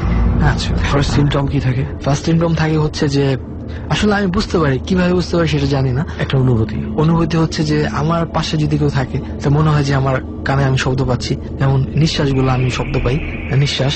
তারপর দেখা যাচ্ছে আমি যখন একা হাঁটি তখন আসলে বুঝতে পারি যে আমার সাথে কেউ হাঁটতেছে। অনেকে বুঝতে পারবো কিন্তু আমি বুঝতে পারবো। এখানে জায়গাটা তো খুব নিরিবিলি, হন্টেড একটা প্লেস। তো আসলে এই হন্টেড প্লেসে মনে হচ্ছে না নাই, কারণটা হচ্ছে যে আমি শুক্রবার দিন যে হুজুরের কাছে গিয়েছিলাম, তো তিনি আমাকে কিছু প্রোটেকশন দিছে। তো এই জন্য আসলে হয়তো বা আমাকে সপ্তাহখানিক বা 15 দিন যাবত ও আমার কাছে আসবে না বা ডিস্টার্ব করবে না। আচ্ছা, এরপরে যদি প্রোটেকশনটা চলে যায় তখন আবার ডিস্টার্ব করবে হয়তো বা। সজল ভাই, অনেকক্ষণ আপনার কথোপকথন, আপনার ঘটনা কিছু শুনলাম। আরো কোনো ভাইটাল ঘটনা যেটা আপনি আমাদের সাথে শেয়ার করতে চান? আছে আরেকটা, এটা অনেকদিন আগে, যে এটা হচ্ছে আপনার পুরান ঢাকায় লালবাগ এলাকায় একটা স্টোরি। তো এটা ছিল হিন্দু বাড়ি। তো আমার এক ফ্রেন্ড থাকতো ওই বাড়িতে। বলে রাখা ভালো যে ওরা 2 ভাই ছিল, একটা ভাই অনেক আগে মারা গেছে। তো ওই ভাইয়ের সাথে ভালো একটা জিন ছিল। আচ্ছা, তো দেখা গেছে ওদের বাড়িটা ছিল অনেক পুরনো বাড়ি। তো বাড়িটার উপরে ছিল একটা ছাদ। অনেক বাড়ি দেখা যায় পুরান ঢাকার উপর দিয়ে, মানে মাটির নিচ যে গাছ থাকে ওই গাছগুলো ছাদ ভেদ করে ছাদের উপর ওঠে। হ্যাঁ, তো অনেকে গাছ কাটতে চায় না যেহেতু পুরন গাছ। তো মানে সেদিন আমি ফোন দিছিলাম আমার বন্ধুকে যে কোথায় আছিস। ও বললো যে আমি ছাদের উপর আছি। মানে গেলাম ওর বাসায়, গিয়ে ছাদ দিয়ে বসলাম আমরা দুইজনে। ওদের ছাদটা ছিল অ্যাডজাস্ট করা, মানে একটা বাড়ির সাথে আরেকটা বাড়ি অ্যাডজাস্ট করা ছাদ। 2 তলা বাড়ি, তো মানে এক ছাদের থেকে আরেক ছাদে যাওয়া যায়। মানে আমরা বসে আছি, বসে আমরা এফবিতে মানে চেক করতেছিলাম। আচ্ছা, দেখলাম যে আমাদের পিছনে ছিল একটা নারিকেল গাছ। কিছুক্ষণ পর দেখলাম যে আমার ডান পাশ থেকে বাম পাশে কেউ একজন দৌড় দিচ্ছে। ইটস 100% বি শিওর, কারণ হচ্ছে একটা মানুষ যখন ছাদের উপর দৌড়ায় তখন তার পায়ের শব্দ হয়। অবশ্যই। হ্যাঁ, তো তখন দেখা গেছে যে দৌড় দিচ্ছে। আমি চিন্তা করলাম, তাকাইছি পিছনে, তাকানোর পর আবার এফবিতে মনোযোগ দিলাম। একটু পর আবার দেখা গেছে বাম পাশ থেকে আবার ডান পাশ। আচ্ছা, তো এরকম 2-3 বার হয়েছে। হওয়ার পর দেখলাম যে গাছের উপর থেকে কিছু একটা ফাল দিল। ফাল দেওয়ার পর আমি পিছনে তাকাইলাম, তাকানোর পর দেখি কিছু নাই। তো এরপর ও আমারে, মানে আমার বন্ধুরা তো অনেকদিন যাবত বাড়িতে থাকে, তো মোটামুটি জানে ব্যাপারগুলো, আমার তখন শেয়ার করে নাই। তো দেখা গেছে যে একটু পরে ও আমারে বলতেছে যে আয় কিছু কটা ছবি তুলি, মানে আমারে ভোলা রাখার জন্য। তো আমি বললাম আচ্ছা ঠিক আছে। তো ওর মোবাইলটা ছিল সাইবার শট। তো সাইবার শটের ছবিগুলো একটু ভালোই ওঠে। তো ও আমার ছবি তুলতেছে, আসলে আমার ছবি উঠতেছে না, কিন্তু আমি ওর ছবি তুলতেছি, ওর ছবি উঠতেছে। মানে আপনার ছবি উঠতেছে না? মানে আমার ছবি, মানে আমি তো ছিলাম নারিকেল গাছটার বরাবর, আমার পিছনে ছিল নারিকেল গাছটা, আর ও ছিল আমার অপোজিট। তো আমি ওর ছবি তুলতেছি, ওর ছবি উঠতেছে, কিন্তু ও আমার ছবি যখন ও উঠাইতে চাচ্ছে আমার ছবি উঠতেছে না। কি দেখা যাচ্ছে ডিসপ্লেতে আপনার ছবি? ডিসপ্লে দেখা যাচ্ছে জাস্ট একটা ব্ল্যাক একটা শেডো, জাস্ট ব্ল্যাক জায়গায়। হ্যাঁ, আমার জায়গায় ব্ল্যাক শেডো। সেই ছবিগুলো কি আছে? ছবিগুলো না, এটা তো 4-5 বছর আগে স্টোরি, তো এটা এখন নাই আসলে। আমি তখন আসলে আপনাদের ডর অনুষ্ঠান শুরু হয়নি না। হ্যাঁ, তো তারপর এরকম হয়েছিল। তারপর দেখা গেছে আমার ছবি উঠতেছে না, একবার না পরপর 10 বার ট্রাই করছে, আমি দেখতো আবার তুলতো, কিন্তু পরপর দেখা গেছে আমি ওর ছবিগুলা টানা অনেকবার তুলছি এবং প্রতিবারই হয়েছে এবং ওর ছবিগুলা FB-তে ডাউনলোডও করা হয়েছে। একটু পর হইলো যে হঠাৎ করে একটা ইটের অর্ধেক হঠাৎ করে কাছ থেকে পড়লো, ঠিক মানে আমার পেছন সাইড পড়লো। আমি প্রচন্ড ভয় পেয়ে গেছি। তো বুঝতে পারছি, দেখলাম ওর মোটিভেশন হঠাৎ করে এমন চেঞ্জ হয়ে গেছে যে দেখলাম ওর চোখ টোক লাল হয়ে গেছে, টোটালি লাল। আমি আরো গেলাম ভয় পায়, ঠিক আছে। এখন ও আমার পেছনে এমন ভাবে তাকায় রয়েছে যে আসলে আমি বুঝতেছি না আমি কি করবো, আমি কি দৌড় দিব না ছাদ থেকে লাফ দিব সেটা বুঝতেছি। ডর মানে ভয়। হন্টেড বাই প্রাণ মিস্টার ম্যাঙ্গো ক্যান্ডি। আসলে আমি বুঝতেছি না আমি কি করবো, আমি কি দৌড় দিব না ছাদ থেকে লাফ দিব সেটা বুঝতেছি। তো পরে ও দেখলাম যে কার সাথে হঠাৎ করে বলতেছে যে তুই মানুষ চিনোস না, হঠাৎ করে বলতেছে তুই মানুষ চিনোস না, ও আমার সাথে আসে দেখছস। পরে আমি ওরে জিজ্ঞেস করতেছি তুই চোপ কথা কম করবি, এইভাবে সেম স্টাইল। মানে ওর ভাইয়ের সাথে যে জিনিসটা ছিল এটা ওর সাথে চলে আসছে। তো ওর ভাই যখন মারা গেছে তখন ওর ভাইয়ের জিনিসটা ওর সাথে চলে আসছে। তো কোনো বিপদ আপদ হইলে ওই জিনিসটা চলে আসছে, জিনিসটা ভালো। তো তখন যে দেখা গেছে ওর সাথে তর্কাতর্কি হইতেছে, তো ওর কথাটা আমি শুনতেছি কিন্তু ওইটার কথা আমি শুনতেছি না। আচ্ছা, তর্কাতর্কিটা হচ্ছে কার সাথে? তর্কাতর্কিটা হচ্ছে যে নারিকেল গাছের মধ্যে যে জিনিসটা আমাদের ডিস্টার্ব করতেছে, ওর সাথে ওর রিলেশনটা ভালো। আচ্ছা, মানে ওদের বাসা যেটা আছে, বাট তার বাসায় যে জিনিসটা থাকে সেই জিনিসটা আপনাকে পছন্দ করতে পারে না, আমাকে পছন্দ করতে পারে না। তাছাড়া অপরিচিত মানুষ ওদের ছাদে কেউ যায়ও না। আর ওই মানে যে জিনিসটা আছে ওদের বাড়িতে সেই জিনিসটা এটা পছন্দ করে না। হ্যাঁ, কারণ অপরিচিত মানুষ ছাদে আসবে আর ও তো অনেক আগে থেকে সেট এই বাড়িতে, তো ওর আসলে প্রবলেম হয় না, ওর সাথে রিলেশনটা ভালো। তো পরে ও বললো আচ্ছা ঠিক আছে চল নিচে চল। পরে নিচে চলে আসলাম। পরে আমি ওকে জিজ্ঞেস করলাম যে ব্যাপারটা কি। পরে বললো যে এটা হচ্ছে দিদি। আমি দিদি কিসের দিদি? কয় এটা আজ থেকে অনেক বছর আগে উনি এখানেই থাকতো। উনি আসলে দিদি বলতো নাকি দিদি ডাকা হয়? হ্যাঁ, দিদি ডাকা হয় এই কারণে যে উনি যখন কালী পূজা হতো বা এটা ছিল হিন্দু তখন পূজা হতো এখানে। তো পূজার মধ্যে একটা মহিলা উনি পূজার পুরো ভাতটা নিত আর কি, যে সকালবেলা থেকে শুরু করে রাতটা পর্যন্ত উনি শুধু পূজাই ছিল ওনার কাজ। উনি হঠাৎ করে যে কোনো একটা কারণে মারা যায়। যখন মারা যায় তখন থেকে আসলে ওই দিদিটাকে পুরোনো ওই বাড়ির সবাই দেখে। ওনার মৃত্যুটা কি অলৌকিক ছিল? ওনার মৃত্যুটা হঠাৎ করে হয়েছে কিন্তু কেউ জানে না কিভাবে হয়েছে, ওনার লাশটাও খুঁজে পাওয়া যায় না। তারপরে সেই ছাদ থেকে আপনারা দুজন কি সেফলি বের হয়ে আসলেন? হ্যাঁ, সেফলি বের হয়ে আসছি। আমি সেফলি বের হয়ে আসছি। ওই কথোপকথন তো শেষ হলো না, তারপরে কি বললো? ওই কথা মানে ও বলতেছিল যে তুই কি ওরে চিনোস না, ও আমার সাথে আসছে। আচ্ছা, আমার সাথে আসছে আমার বন্ধু। তো আমি বলছি ওর কথাগুলো শুনতেছি, যা চলে যা। হ্যাঁ, এইরকম আর কথা হতে হয়েছে। এটা রিয়েল, মানে ও ওর সাথে কথা বলছে আর ওর চোখ যে লাল হয়েছে। সামনে তো হলো? হ্যাঁ, আমার সামনে, টোটালি আমার সামনে। এবং সবচেয়ে বড় হচ্ছে যে আমার ছবি তো হচ্ছে না, আমার পিছনে ও ছিল বলেই মানে আমার ছবিগুলো তুলে দিতেছে না, কারণ ও চাচ্ছে না যে আমার ছবিটা তুলুক। হ্যাঁ, আর আমার ছবি তোলা মানে ওই নাইকেল গাছটা আমার ছবি একসাথে চলে আসবে। বুঝতে পেরেছি। যাই হোক, 12 বছর ধরে যেহেতু আপনি ভুগছেন টোটাল ব্যাপারটা, তার মানে প্রচুর এমন ঘটনা আছে যেগুলো আপনার সাথে ঘটেছে। আমার সাথে এরকম অজস্র ঘটনা আছে, এগুলো প্র্যাকটিক্যালি ঘুরতেছে। তো ভয় একটাই লাগে ঘুমানোর সময়, কারণ ঘুমের মধ্যে ডিস্টার্ব করাটা আসলে এটা টাফ। দেখা যাচ্ছে মানসিক ভাবে খুব আঘাত দেয়। যেমন ওর এমনিতে কোনো ক্ষতি টতি করে না, যেমন ঘুমাচ্ছি আমার খাতা ধরে টান দিচ্ছে, হঠাৎ করে আমার ফ্যানের উপর থেকে যে চমকি আছে না, চমকি পড়তেছে আমার গায়ে। আচ্ছা আচ্ছা, হ্যাঁ জোরে। এই যেমন কালকে আমার বাসায় কেউ ছিল না, কালকে আমি ডোরটা খুলছি, তো দেখা গেছে আমি ফ্যানটা ছাড়ছি, ফ্যানটা ছাড়ার পরে দেখি এতগুলা জুড়ি আমার উপরে পড়ছে। আমি জানি না এই জুড়ি কোথা থেকে আসছে। আসলে কি বলবো, যে আপনার সাথে যেটা শুরু করেছিলাম বলতে, যে 12 বছর ধরে যেহেতু ঘটছে আপনার সাথে বিভিন্ন ঘটনা, তো আমরা কখনোই এক পর্বে শেষ করতে পারবো না আপনার সাথে যা যা ঘটেছে। ডট টিম সবসময়ই আপনাকে চোখে চোখে রাখবে আমি বলবো, এবং আপনিও ডট টিমকে চোখে চোখে রাখবেন। এবং যদি আরো কোনো ভাইটাল ঘটনা ঘটে, পজিশনটা যদি আপনার উপর থেকে চলেও যায় সম্পূর্ণভাবে, আশা করি অবশ্যই ডট টিমের সাথে আপনি কানেক্ট করবেন। হ্যাঁ, সেটাই। তবে আমার সাথে আমার মনে হয় না যে জিনিসটা তো সহজে যাবে, যেহেতু 12 বছর তো আসলে আগের চেয়ে ওর মানে অ্যাক্টিভিটিটা কমছে প্রচন্ড। এমন দিন গেছে আমি দুপুরে ঘুমাইছি, দুপুর বেলায় দেখা গেছে যে আমি খাট থেকে পড়ে গেছি। আচ্ছা, দিনে দুপুরে। আর আরেকটা ব্যাপার হচ্ছে যে এটা অনেক আগে ঘটছিল, এটা ছোট্ট একটা ঘটনা, এটা বলি। এই ব্যাপারটা হচ্ছে যে আমি একদিন সকালবেলা ঘুম থেকে উঠছি, ওঠার পর দেখি যে এটা মনসম্মত ভালো একটা জিনিস ছিল। মানে আমি ঘুম থেকে ওঠার পর আমি বাম থেকে ডান দিকে আসছি, দেখি একটা দাড়িওয়ালা লোক আমার পাশে ঘুমায় আছে। মানে ঘুমায় আছে বলতে উনি যা জাগা অবস্থা। আপনার পাশে শুয়ে আছে? আমার পাশে শুয়ে আছে। কখন দেখেছেন, কয়টা? এটা দেখছি মেবি না কারেন্টলি 9টার দিকে দেখছি, সকাল 9টা বাজে। সকাল 9টার দিকে। 9টা বাজে। তখন আমার রুমে কেউ ছিল না। এবং আপনি তখন মাত্র ঘুম থেকে উঠেছেন? ঘুম থেকে উঠে যেমন মানুষ একটু মোড়ামুড়ি করে না, যে বাম পাশ থেকে ডান পাশ, তো এই পজিশনে এসে দেখে যে লোকটা আমার পাশে ঘুমায় আছে। চেহারা দেখে মনে হচ্ছিল যে লোকটা একটু চিন্তিত, এমন একটা মোটিভেশন ছিল লোকটা, তো এরকম ছিল। সেই খাটেই ওদিন রাত্রে আবার এসে ঘুমিয়েছেন? এটা তো যখন ছিল আমার যখন আমি খাটের মধ্যে ঘুমাইতাম তখনকার ঘটনা। তো এরপর আমি আমার খাটে ঘুমানো অভ্যাস চেঞ্জ করে দিছি, ফ্লোরিং করে ঘুমাইতাম। ফ্লোরিং করে ঘুমাইলে একটা জিনিস ঘুমানোর মধ্যে একটা কমফোর্ট ফিল করতাম, আর ডিস্টার্বটা করতে চাইলে ওরকম করতে পারতাম। হয় অনেক সময় এরকম, হয়তো বা প্লেস চেঞ্জ করলে হয়তো যে আপনাকে পজেস করেছে তার জন্যই একটু কষ্ট হয়ে যায় আপনার সাথে কোন রকম কোন এফেক্ট ফালানো বা কোনো দুষ্টুমি করা। যাই হোক, অনেক সময় ধরে অনেকগুলো গল্প শুনলাম আপনার কাছ থেকে, এবং পরে আবারও শুনবো সজল ভাই। তবে আপনি যেটা বলেছেন যে আমাদের আরো অনেক অতিথি আছে, আমরা এখন তাদের কাছে চলে যাই, তাদের কিছু স্টোরি শুনি। থ্যাংক ইউ সজল ভাই আমাদের সাথে জয়েন করার জন্য। ধন্যবাদ। ওকে, এতক্ষণ তো সজলের ঘটনা শোনা হয়ে গেল। পজেসড একজন মানুষের ঘটনা আমরা এই প্রথম মনে হয় দরে প্রচার করতে পারলাম। অ্যাকর্ডিং টু হিম, আমরা ওইরকম কোনো প্রুফ পাইনি।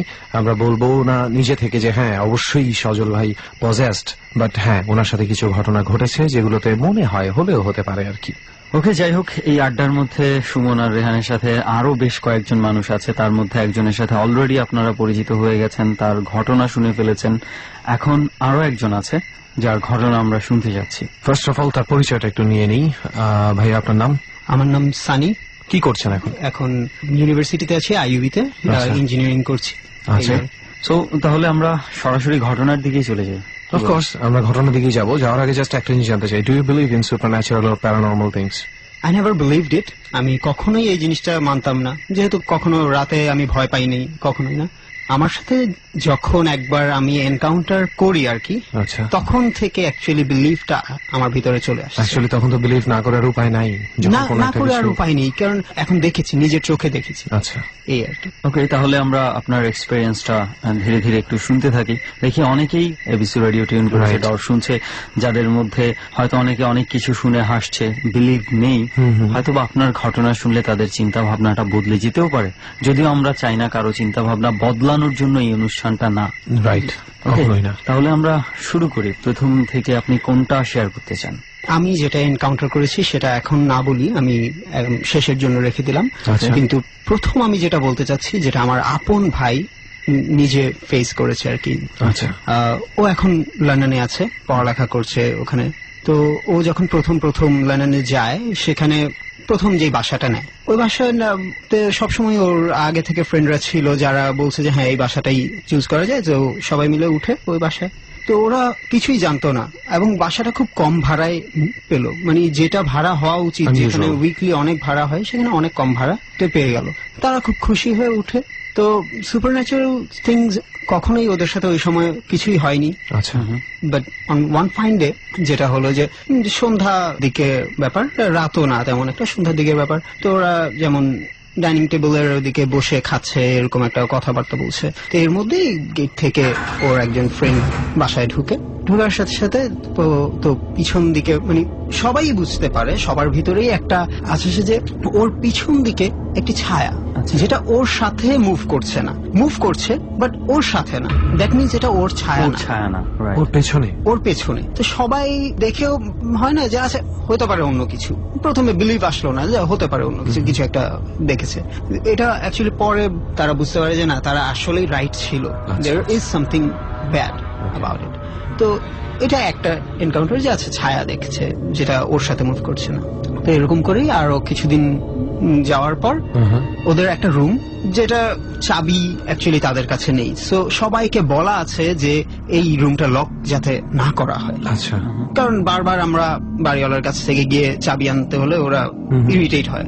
তো এই কারণে কিন্তু প্রতিদিনই কেউ না কেউ একজন রুমটা লক করে। তো এই নিয়ে অনেক চিল্লাচিল্লি, যে কতবার মানা করা হয়েছে যে কেন লক করছিস। একটা ছেলে যেটা তাদের ফ্রেন্ড অল টাইম সেই ভুলটাই করতো। তো একদিন সেম ভাবে লক হওয়ার পর জিনিসটা এক্সেস হয়ে গেল। ভাইয়া অনেক চিল্লাচিল্লি করলো যে আশ্চর্য ব্যাপার, কতবার বললাম এই জিনিসটা। তো ওই তখন ভাইয়ার ফ্রেন্ড একদম কসম কেটে বললো যে আমি এবার পুরোপুরি মনে আছে যে আমি আজকে বন্ধ করিনি, এবং কেউ বন্ধ করেনি, বারবার এইটাই, আমিও বন্ধ করিনি, কেউ বন্ধ করেনি। তো এটা নিয়ে একটা যে কিভাবে বন্ধ হলো, আচ্ছা ঠিক আছে, ওটা ভাইয়ারই রুম আর কি, ওই রুমে ভাইয়া এবং ভাইয়ার একটা ফ্রেন্ড, দুইজন ফ্রেন্ডই থাকে। তো এরকম হঠাৎ করে মাঝে মাঝে ভাইয়ার অন্যান্য ফ্রেন্ডরা বলতো যে আচ্ছা রনি তুই রাত্রেবেলা কিচেনের দিকে গেছিলি? তো ভাইয়া বলে না আমি তো রাতে ঘুমের মধ্যেই ছিলাম, কোনো কিচেনে যাইনি। বলে যে না আমি তো দেখলাম কে জানি করিডোর দিয়ে হেঁটে গেল, রুমের যে পাশে যে করিডোর আছে করিডোর দিয়ে হেঁটে গেল। না আমরা যাইনি। এরকম অনেকজনকে জিজ্ঞেস করলো, কেউই রাতে উঠেনি। কিন্তু এই জিনিসটা অনেকজনই এনকাউন্টার করে যে কেউ না কেউ হেঁটে গেছে, আবার অনেকেই দেখেছে, এটা অনেকেই, সবাই এক একজনের উপর পয়েন্ট করছে যে হয়তো ও গিয়েছে, নাহলে ও গিয়েছে, কিন্তু কেউই যায়নি। পরে বোঝা যায় যে কেউই যায়নি, কিন্তু ওখান দিয়ে কাউকে না কাউকে পাস করতে দেখা যায়। আর একটা টাইমে এমন কিছুই হলো যেটার কারণে বাসাটা ছাড়তেই হলো তাদের।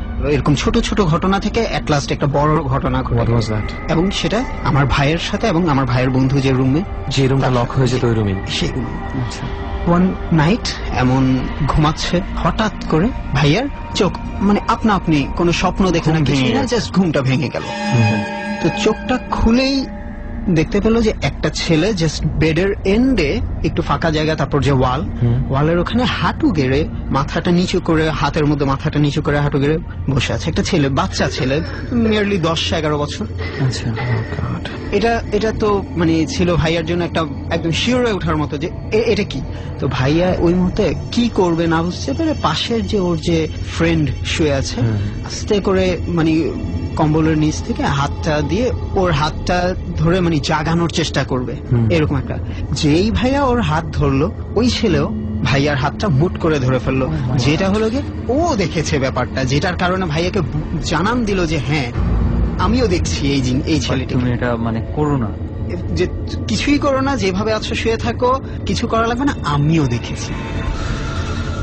তো যেই বলবো যে ভোর হচ্ছে সেই মুহূর্তে ছেলেটি আস্তে করে উঠলো। ভাইয়ার কথা মোতাবেক যেটা বুঝলাম যে ভাইয়ার ছেলেটির ফেসটি কিরকম যে বা কি আছে কিছুই দেখতে পারেনি, কিন্তু জাস্ট দেখলো ছেলেটি যেদিকে ওয়াল আছে, গেট না, যেদিকে ওয়াল আছে ওই দিকে হেঁটে ওয়ালের সাথে মিশে গেল, জাস্ট ভোর টাইমটায় ওয়ালের সাথে মিশে গেল। আচ্ছা ওই সময়টাতে কতক্ষণ সময়টা ওভাবে আপনার ভাইয়ার হাত ধরে ফেলেছে ওই বাচ্চাটা? I think Suman, you are making a huge mistake. বাচ্চাটা কিন্তু হাত ধরেনি। যেটা হয়েছিল, তারা দুজন একসাথে শুয়েছিল, পাশে যে ফ্রেন্ড ছিল তার ফ্রেন্ডকে জাগাতে গিয়ে সেই ফ্রেন্ডও হাত কপচে ধরে ফেলে যে না নড়িস না, আমিও দেখছি। ও আচ্ছা, আমার মিস্টেক হয়েছে তাহলে। আমি ভেবেছিলাম বাচ্চাটা এসে হাতটা ধরেছে। দেখেন দুইজন ফ্রেন্ড তখন সমানভাবে একই জিনিস অবজার্ভ করছিল। এক্স্যাক্টলি, এবং তারা পুরো টাইমটা বোধহয় জেগেই কাটিয়েছে, প্রায় 2 hours মিনিমাম। ভাইয়া যেটা বললো যে মানে আমরা টাইমটা গুনতে তো পারিনি, কারণ যখন এরকম কিছু হয় 5 মিনিট সময়টাও কিন্তু অনেক বড়ই মনে হয়।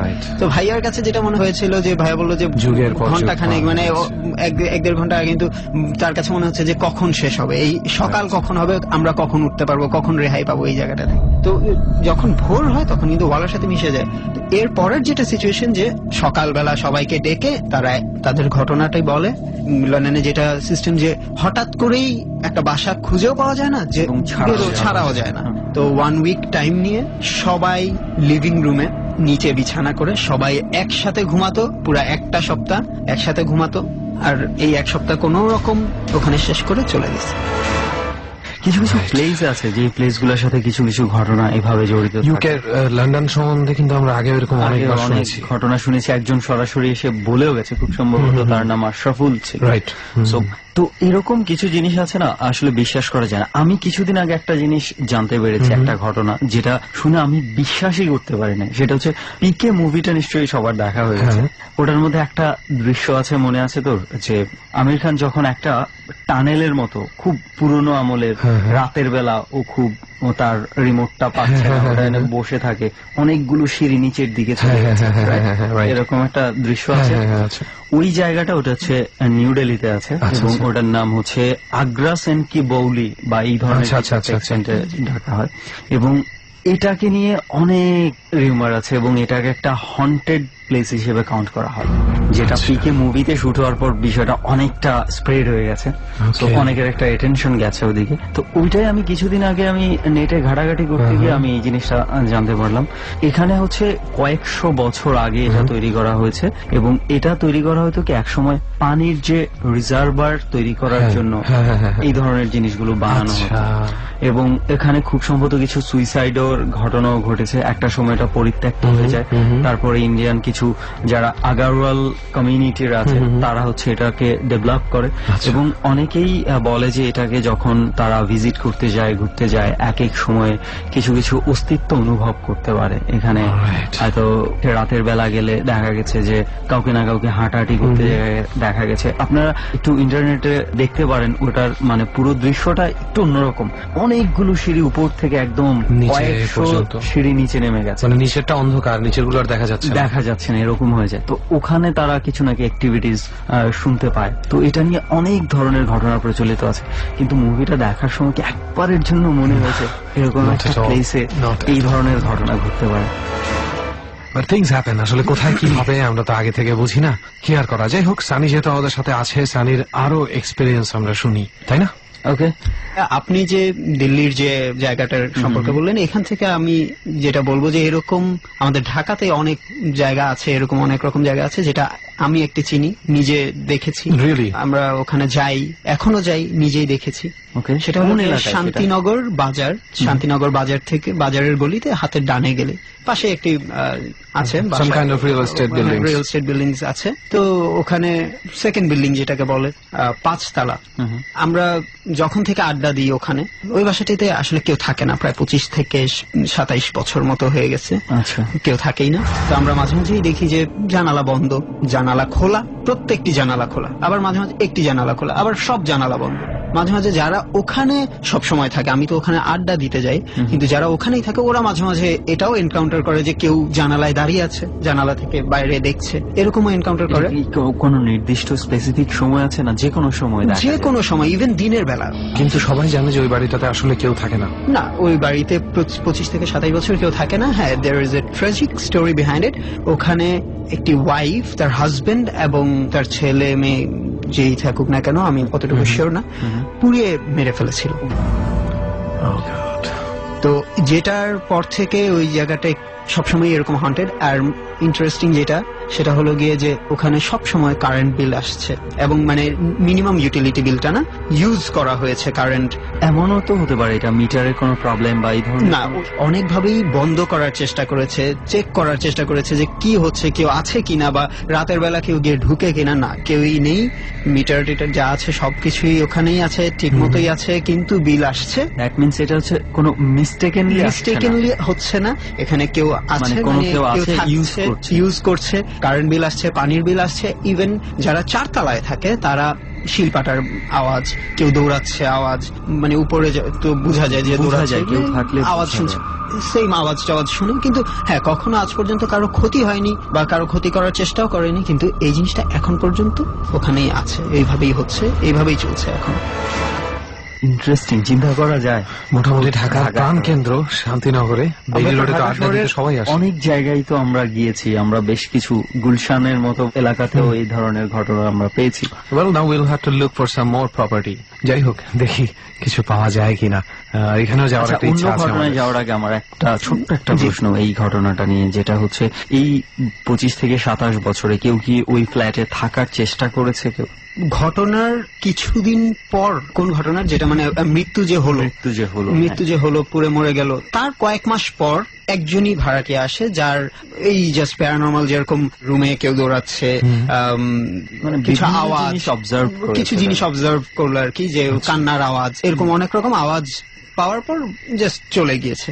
কিন্তু এরপরে এই ঘটনাটি অ্যাকচুয়ালি এই যে চলে গিয়েছে, যে তারা যখন জানলো যে না, এখানে কিছু উল্টাপাল্টা সুপারন্যাচারাল কিছু হচ্ছে, তখনই জিনিসটা অ্যাকচুয়ালি ওই এলাকার মধ্যে কথাটা ছড়ায় যায়। কারণ অবভিয়াসলি যেই বিল্ডিং এ পুড়ে মরেছে, তো কেউ ওই থাকতে জিনিসটা চাইবে না আসলে, থাকতে এটা চাইবে না। right. তো এরপর থেকেই আর কি পুরোটা বন্ধ। ওকে, ঠিক আছে, এবার আমরা অন্য এক্সপেরিয়েন্সের দিকে যাই। আপনার আর কি কি আছে?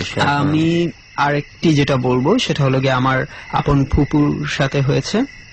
আমি জানি না আপনারা কতটুকু জানেন যে প্রেগনেন্ট থাকা অবস্থায় মহিলাদের উপর কিন্তু অনেক রকম সুপারন্যাচারাল জিনিস কাজ করে, আচ্ছা। যেটার কারণে আমাদের খুবই অ্যাওয়্যার থাকতে হয়। Even Right. মুরব্বীরা বলে যে তাবিজ দিয়ে রাখা বা লোহা সাথে নিয়ে ঘুমানো, এরকম অনেক কিছুই হয়। মুরব্বীদের কথা অনুযায়ী এটা হয়। তো অ্যাকচুয়ালি আমিও তো আজকালকারই ছেলে, তো আমিও এই জিনিসগুলিতে বিশ্বাস করতাম না। যখন অ্যাকচুয়ালি আমাকে বললো আর কি, আমার আন্টি বলল যে এরকম উনার সাথেই হয়েছে। এক রাতে আমার ফুপু প্রেগনেন্ট, রাতের বেলা ঘুমিয়ে আছে, তো হঠাৎ করে উনার ওয়াশরুমে যাওয়ার জন্য একটা আর্জ। তখন জেগে হঠাৎ করে উনার হাজবেন্ডকে বলতেছে যে আমি তো ওয়াশরুমে যাব। উনি কুমিল্লাতে থাকেন আর কি, আচ্ছা। তো গ্রাম যেহেতু, যেটা হয় যে বাড়ির বাইরে Right, একটু ঢাকার ওয়াশরুমটা ঘর থেকে দূরে। বাড়ির বাইরেই Right. হয়।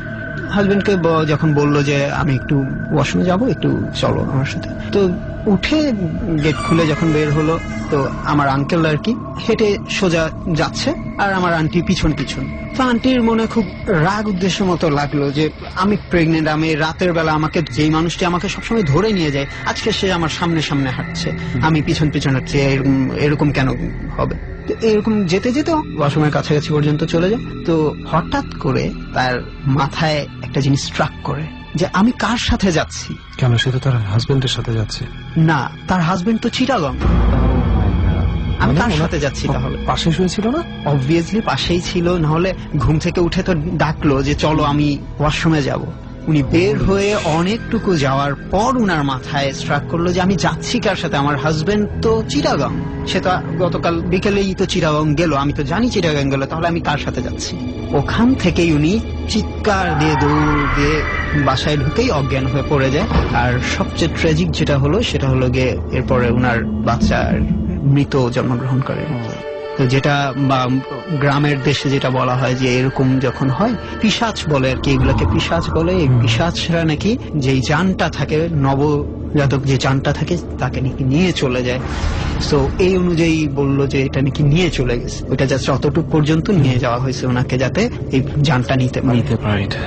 আসলে এই ধরনের ঘটনা শুনলে অনেক খারাপ লাগে, আবার একই সাথে মনে হচ্ছে যেন হয়তো বা শ্রোতা বন্ধুদের মধ্যে কারো মনে হতে পারে যে উনি তো জানেন ওনার হাজবেন্ড চলে গেছে বিকেলে, তাহলে রাত্রেবেলা উনি কেন এটা এক্সপেক্ট করবেন। আসলে ব্যাপারটা হয় কি, ইউজুয়ালি দেখা যায় যে আমরা যারা ব্যাগ নিয়ে চলাফেরা করি, হঠাৎ করে কোনো একদিন যদি আমরা দুটো ব্যাগ নেই, তাহলে দেখা যায় যে একটা রেখে চলে আসছি কোথাও, কারণ আমরা এটার সাথে অভ্যস্ত না। উনি কিন্তু প্রতি রাত্রে তার স্বামীর সাথে শুয়ে থেকে অভ্যস্ত। হঠাৎ করে রাত্রে 2-2:30টায় ঘুম ভাঙলে তার কিন্তু মাথায় আসবে না যে স্বামী চিটাগাঙে আছে নাকি এখানেই তার সাথে আছে। এই ভুলটা কিন্তু খুব স্বাভাবিক। আমার আন্টিও সেই কথাটাই বললো যে আমি ঘুম থেকে উঠে আমার মনেই ছিল না, আমি বুঝতেই পারি না, আমি জাস্ট আমার হাজবেন্ড আমার পাশে আছে। এখানে আরো একটা বিষয় হচ্ছে যে মনে কর যে এটা বোঝা যাচ্ছে যে কোনো একটা নেগেটিভ অ্যাক্টিভিটি পাওয়ার দ্বারা ওনাকে মানে জাস্ট ইলিউশনের মধ্যে রাখা হয়েছে, যেন উনি ওই জিনিসটা থিঙ্ক করতে না পারেন। রাইট। লাস্ট মোমেন্টে যে উনি কিভাবে নিজে থেকে মনে করলো, এটাই বরং আশ্চর্যের বিষয়। আমি মেবি এটাকে বলবো জাস্ট লাভ, কারণ যেহেতু ধরে নিয়ে যেত, হাজবেন্ড তাকে ধরে নিয়ে যেত, আজকে ধরে নিয়ে যাচ্ছে না, এখান থেকে এই জন্য হয়তো তার মনে প্রশ্নটা জেগে উঠে। এটা তো ইউজুয়ালি এই মানুষটা করেন। Well, very well said, Sunny. Very well said. যে it was actually love that saved her. আসলেই কিন্তু তাই, অরিজিনাল হাজবেন্ডের কাছ থেকে যে এক্সপেকটেশনটা সেটা না পেয়েই কিন্তু এই মাথার মধ্যে এই ইললজিক্যাল ব্যাপারটা ঢুকে যাওয়া, তখনই টের পাওয়া যে oh shit, it's not my husband, he is in Chittagong.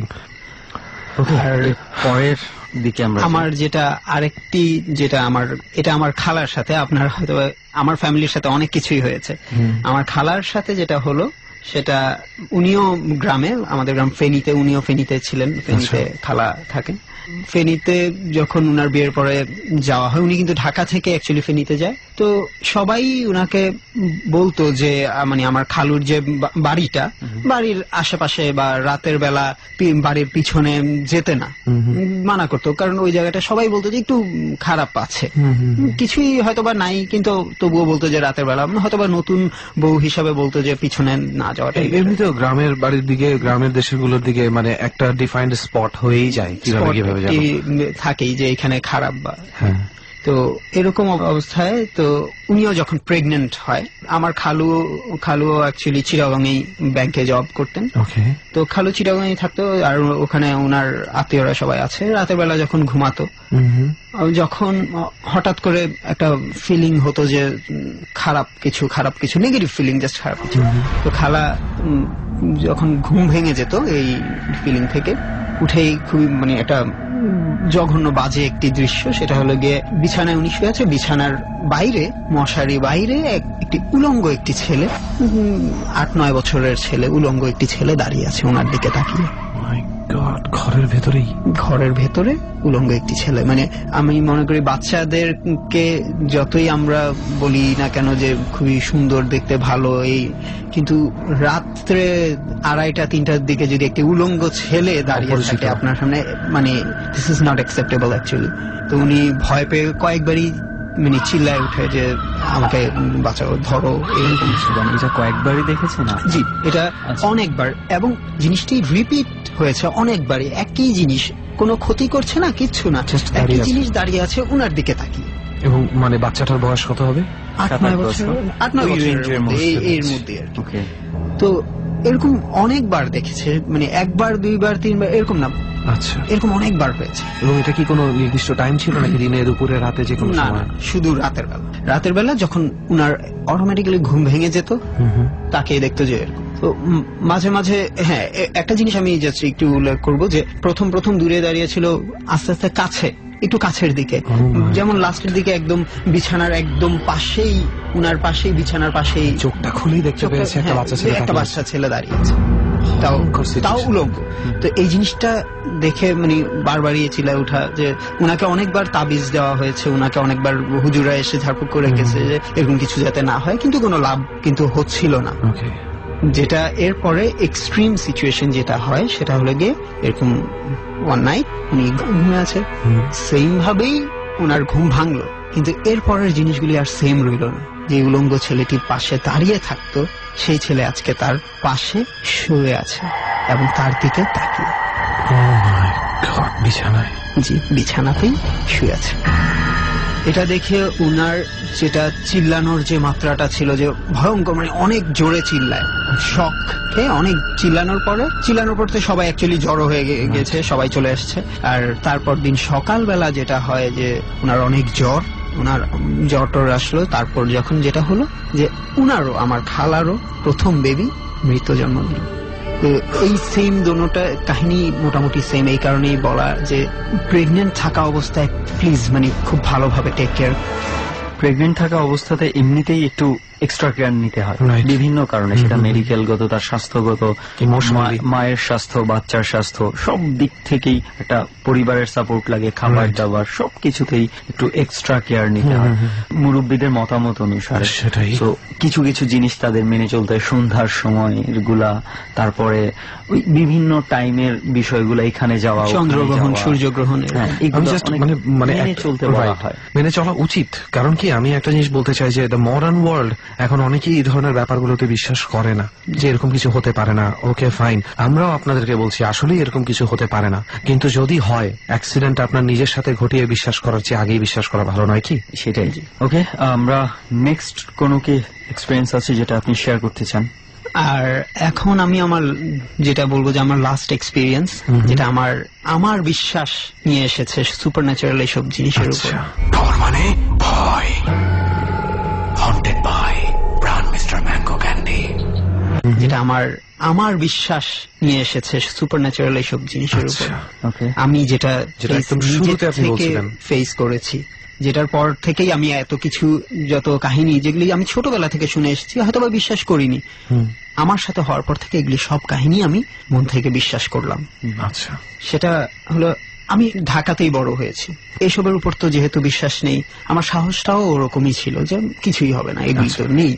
এমন তো অবস্থায় আমি ফেনী যাওয়া হলো আমার গ্রামের বাড়িতে। ওখানে আমার যে কাজিনসরা সবাই একসাথে হলাম, আমাদের বাড়ির কাজিন যারা আছে, দূরসম্পর্কের কাজিন, আপন যারা কাজিন ছিল, সবাই একসাথে হয়ে, তো সবার সাথে দেখা করে সন্ধ্যাবেলা সবাই চলে গেল। আমরা 4 জন ছিলাম, আমি, সজল, শাকা এবং শাকিল। আচ্ছা, তো আমরা 4 জন মিলেই রাতের খাওয়া দাওয়া করলাম, করে বললাম যে যেহেতু অনেকদিন পর ফেনী আসা হয়েছে, চলো আড্ডা দিব, রাতের বেলায় আড্ডা দিব, ভালো হবে। আমাদের বাড়ির উত্তর পাশে এক বড় যে জমি থাকে, যে ধানের জমি, অনেক জমি, বড় বড়, তো ওখানেই আমরা যাব। ওখানে গিয়ে ওখানে ধান কাটার পরে যে ধানের যে মানে খড় বলে আর কি ফেনী ভাষায়, খড়ের যে স্ট্র আর কি, অ্যাকচুয়ালি খড়ের যে স্তূপ থাকে, ওখানে আমরা হেলান টেলান দিয়ে বসে বাস কোক টোক নিয়ে এসেছিলাম, আগে থেকেই বসে আড্ডা দিব। আড্ডা দিয়ে রাতের বেলা 2টা-3টা যখন বাজবে হয়তো বা বাসায় গিয়ে ঘুমাবো। তো আমরা ওখানে গেলাম, যেটা আমরা এমনি সবসময় ছোটবেলা থেকে যখন জাস্ট ঘুরতে যেতাম তখন শুনতাম যে আমাদের যে উত্তর পাশে যে জমিন সবগুলি শেষ হওয়ার পরপরই একটি পুকুর আছে, যেটার নাম মিঝি পুকুর বলে। আচ্ছা, আর আরেক পাশে আরেকটি আছে মলঙ্গি পুকুর। তো আমরা সবসময় শুনতাম যে মিঝি পুকুরে যাওয়া যাবে না, ওটা খুব খারাপ, আবার মলঙ্গি পুকুরেও যাওয়া যাবে না, ওটাও খুব খারাপ। একদম সবসময় দেখতাম যে পুরো বুশি জঙ্গলের মতো অবস্থা, কিন্তু মাঝখানে একটি পুকুর আছে, ওটা তো দূরে আছে, ওটা নিয়ে আমাদের কোনো টেনশনও নেই। আমরা বসে জমিনে বসে আড্ডা দিচ্ছি, তখন হয়তো বা 12টা 12:30 বাজে, আমরা বসে বসে আড্ডা দিচ্ছি, এক এক টপিকে আমাদের কথা হচ্ছে। তো all of a sudden Shakil হঠাৎ করে আমাকে বললো যে আমাদের সবাইকে, যে শোন, তোরা কেউ হুড়াহুড়ি করিস না বা তাড়াহুড়া করিস না, কিছুই না, আমার কথা শোন, প্রথমে পুরাটা শুনে তারপর ধীরে ধীরে সবাই জিনিসটা লক্ষ্য করিস।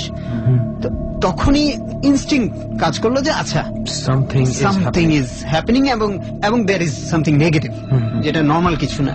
তো সবাই অটোমেটিক্যালি সবাই চুপ, অল অফ আ সাডেন সবাই চুপ হয়ে গেলাম। আমি তখন শাকিলকে বললাম যে শাকিল, কি ব্যাপারটা বল আমাকে। তো পর বলতেছে যে মিঝি পুকুরের দিকে এখন তাকান দরকার নেই, আগে শুনে নে, তারপর একজন একজন করে দেখ। তো মিঝি পুকুরের দিকে তোরা তাকা, একটু একটু করে, আর চোখে তাকালেই ভালো, একদম ডাইরেক্ট আই কন্ট্যাক্ট করিস না, আর চোখে তাকা।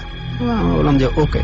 তো একজন একজন করে যখন তাকাচ্ছে, সবাই তাকানোর পরে জাস্ট একটাই আওয়াজ করছে এট লাস্ট আমি যখন তাকাবো, তো আস্তে করে আর চোখে তাকিয়ে দেখলাম যে মিঝি পুকুরের পাড়ে 2টা বড় বড় তাল গাছ, অনেক লম্বা, সচরাচর এত লম্বা তাল গাছ এখন আর দেখাও যায় না।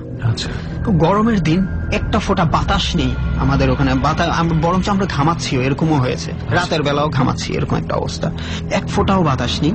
সেখানে মনে হচ্ছে যে বিশাল বড় কোনো ঝড় চলে এসেছে, জাস্ট তাল গাছ 2টি একবার মানে এই কাত হচ্ছে আর একবার ও কাত হচ্ছে, এইভাবে মানে পুরাটা দুলছে, এই দুলাদুলি ঝড়, হারিকেন যদি আসে যেরকম একটা অবস্থা হবে যে গাছ উপড়ে পড়ে যাবে, ওরকম ভাবে দুলছে, এত প্রবল বেগে।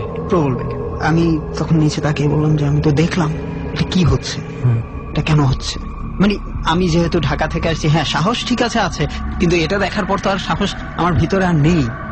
আমি তো খুবই স্বাভাবিক, মানে তখন লিটারেলি আমি আসলেই কাঁপছিলাম মোটামুটি, ভয়ে, যেটা কাঁপুনি বলে, যে ভয়ে একটা কাঁপুনি চলে আসছে, যে আমি কি করব এখন, কি জানে বাঁচবো কি বাঁচবো না, নাকি আমাদের সাথে কিছু হতে চলছে। আচ্ছা, খুবই ভয়ের মধ্যে আমি শাকিল বললাম, শাকিল কি করব। ও শাকিলও খুব ভালো একটা বললো যে যত যা সূরা কালাম পারিস পড়তে থাক, আচ্ছা, আল্লাহকে ডাক, সূরা কালাম পড়, যা হবে দেখা যাবে। আমি বললাম কিন্তু এটা কি হচ্ছে। তখন ও বলতেছে আমি জানি না, আমরা যতটুকু জানি যে মিঝি পুকুর খারাপ, এবং ঝড়টা শুধু ওই 2টা তাল গাছের মধ্যেই দেখা যাচ্ছে, 2টা তাল গাছ, আর কিচ্ছু নড়ছে না। ওখানকারও যদি অন্য কোনো গাছ নড়তো তাহলে ধরে নিতাম যে ওখানে শুধু বাতাস চলছে, ওখানকারও অন্য কোনো গাছ নড়ছে না, শুধু। এটা আপনি নিজের চোখে দেখছেন? জি, এটা আমরা 4 জন, এবং আমি নিজের চোখে আমি দেখেছি, একদম আমি দেখে মানে আই ওয়াজ লাইক টোটালি অ্যাস্টাউন্ডেড যে এটা কি হচ্ছে। দেন সবাই যখন এরকম গোল করে, মানে একজন এক একজনের হাত ধরে রাখছি যে কিছু একটা করব, মানে সবাই লিটারেলি কাঁপছিল।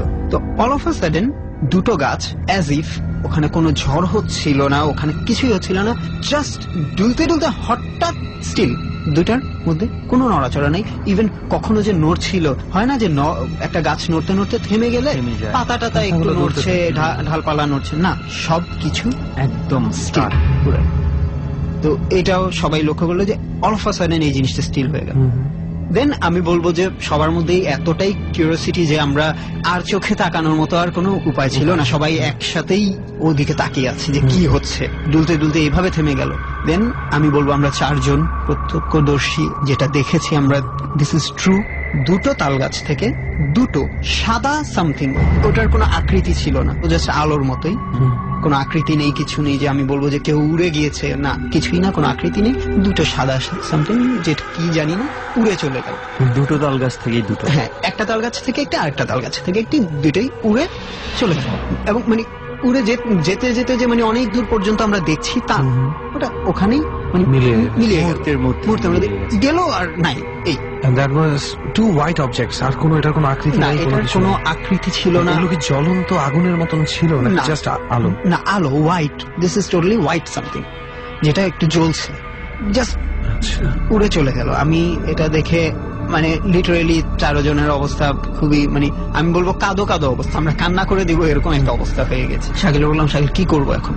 তখন ও বললো আমার পকেটে ম্যাচের কাঠি আছে, মানে জাস্ট আমরা বাচ্চা ছেলেদের যেরকম উপায় খুঁজে বের করা, যে বাঁচার উপায় খুঁজে বের করা, এরকম কথাবার্তা, যে ম্যাচের কাঠি আছে, আমরা একটা একটা করে জ্বালাতে জ্বালাতে বাসার দিকে যাব। আমরা শুনেছি যে খারাপ জিনিস নাকি আগুন খুব ভয় পায়। আচ্ছা। আর আমাকে বললো যে সানি তারপর তোরা সূরা কালাম পড়তে থাক আর আমি এইদিকে আগুন জ্বালাচ্ছি।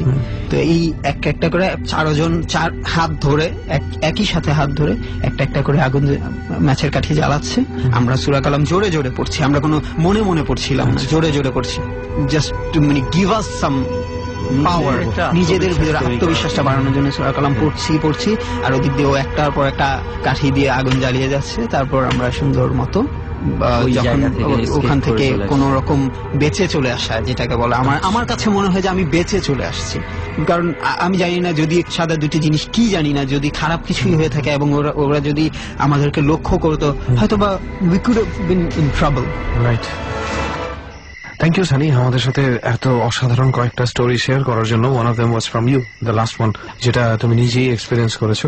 আমি জাস্ট একটা জিনিস বিফোর উই স্টার্টেড একটা কথা বলেছিলাম, তোমার কাছ থেকে জানতে পেরেছিলাম about your friend call Mirza. জি জি। তো তার ব্যাপারে কিছু কথা আমি শুনেছি, যেটা থেকে মনে হচ্ছে সে অনেকদিন ধরেই হয়তো পজেসিভ একটা ব্যাপারের মধ্যে দিয়ে যাচ্ছে। He is possessed according to you and himself. তো এমন কি কোনোদিনও সম্ভব যে সেই মির্জাকে আমরা ডরের একজন অতিথি হিসেবে পেতে পারি?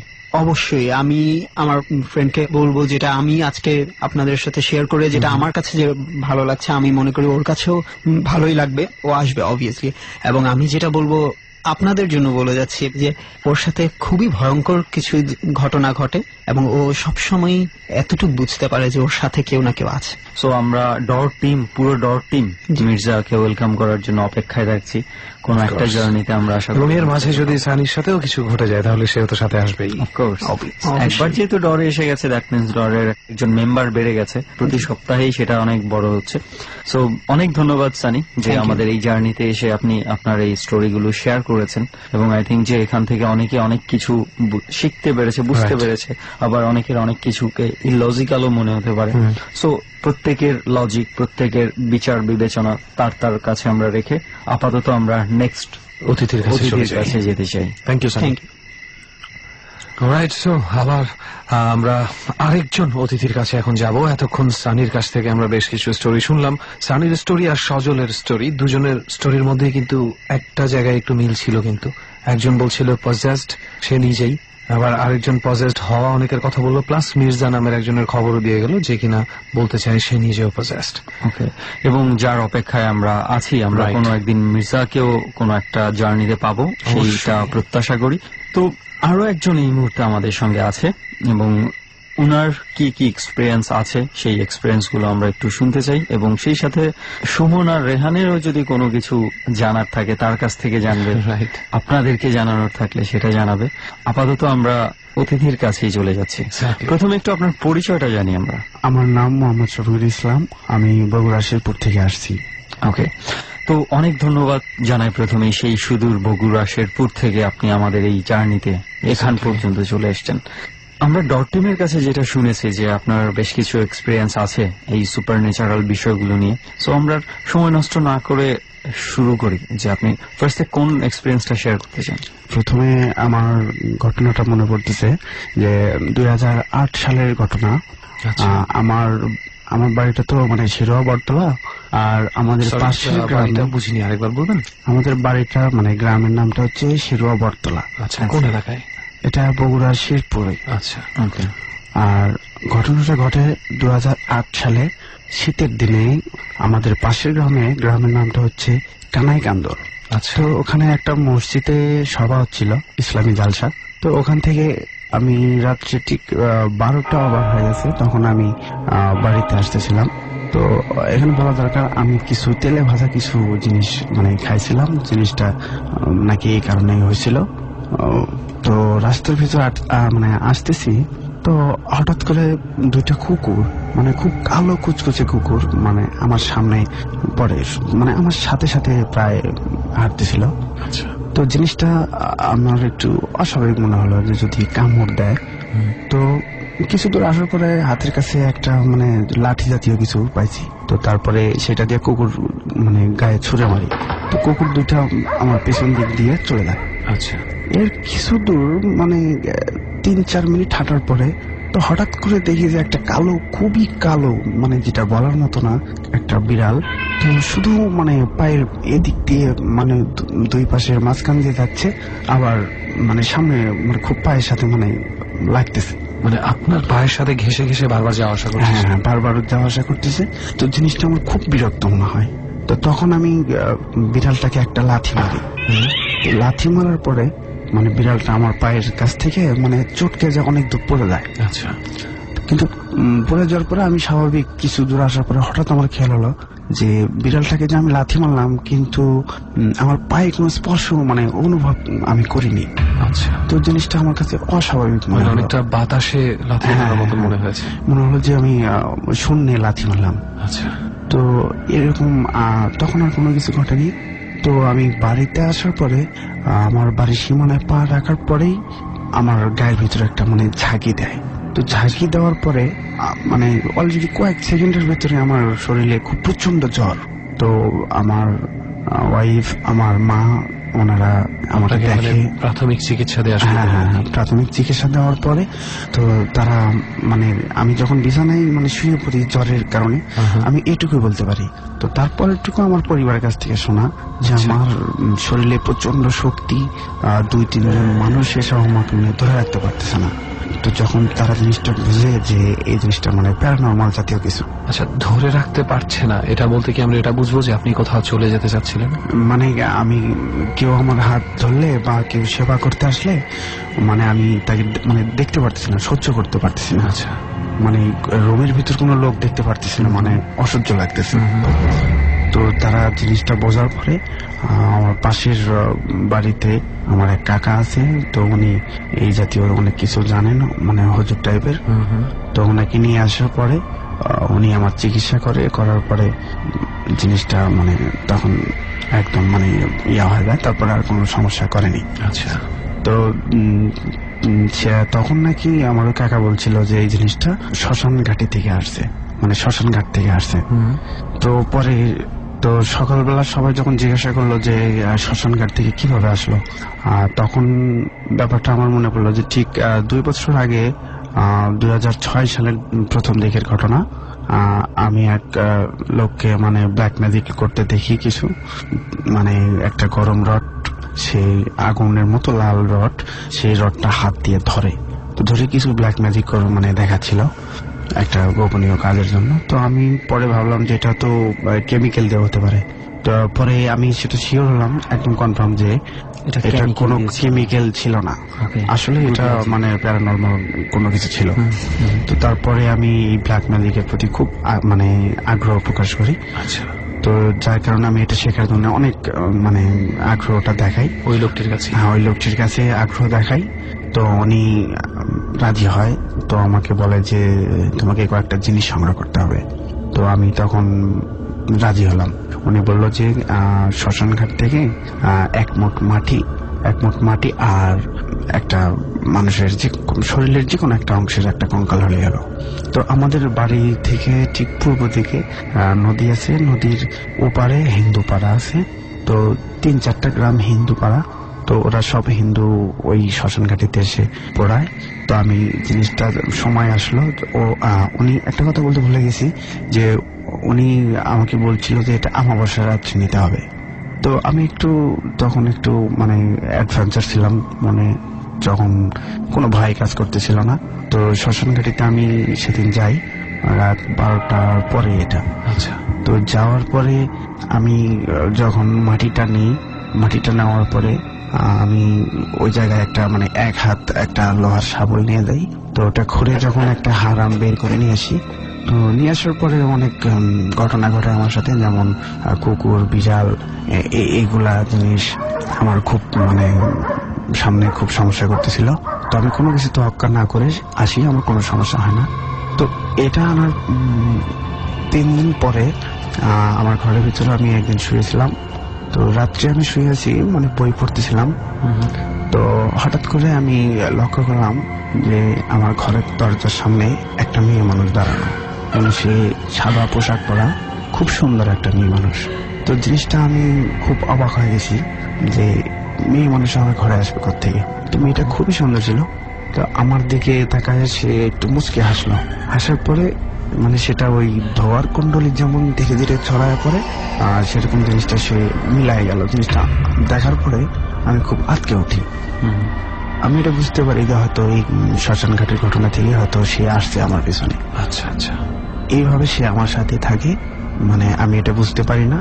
তো আমার একটা ধারণা যে এই আজকের ঘটনা যে বিড়াল আমার সাথে এরকম করলো, বা আমার আজকে যে আমার সমস্যাটা হয়েছে, এটা ওই শ্মশান ঘাটের ঘটনাটাই কিছু মানে এর সঙ্গে জড়িত আছে। সম্পৃক্ত। হ্যাঁ হ্যাঁ, ওকে, মানে ধরলে ওখান থেকেই পসিবল। আচ্ছা, আপনার মানে শ্মশান ঘাটে যখন গেছেন আপনি সেখানে বললেন যে আপনার কিছু ধরনের আসার সময় কিছু প্রবলেমের মধ্যে পড়েছিলেন, বাট সেখানে কি এমন ছিল যে ওখানে শ্মশান ঘাট থেকে যে কোনো হাড় আনলেই হয়ে যাবে এরকম কিছু? হ্যাঁ হ্যাঁ, উনি আমাকে বলছিল যে যে কোনো একটা শরীরের একটা যে কোনো একটা হাড় আনলেই হলো। অনেক সময় হয় কি যে আমার একটা জিনিস খটকা লেগেছিল, উনি প্রথম যখন বলছিল যে শ্মশান মাটি খুঁড়ে উনি হাড় নিয়ে এসেছেন। ইউজুয়ালি শ্মশান ঘাটে এটা হয়তো কবরস্থানে হলে আমি বলতে পারতাম যে হ্যাঁ, বাট কিছু বিষয় আছে যে মানে আমি যতটুকু জানি যে হিন্দু ধর্মের কিছু একটা সার্টেন এইজের আগে পোড়ানো হয় না। আচ্ছা, একটা নির্দিষ্ট এইজ আমি জানতাম যে একেবারে নবজাতক শিশুর ক্ষেত্রে এটা সত্য। 1-1.5 বছর বা আরো কিছু, এটা কি 6-7-8 বছর বয়স পর্যন্ত কন্টিনিউ করে? খুব সম্ভবত, আমি not sure about that. So ওখান থেকে হয়তো আবার অনেক সময় পোড়ানোর পরে দেখা গেছে যে মাটিতে কোনো হাড় গোড় থেকে গেলে ওটা আস্তে আস্তে সময়ের ব্যবধানে মাটিতে হয়তো বা মানে ডেবে যায় বা কোনো কারণে রয়ে যেতেই পারে। সো দ্যাটস ওয়াই হয়তো ওভাবে পেয়েছেন।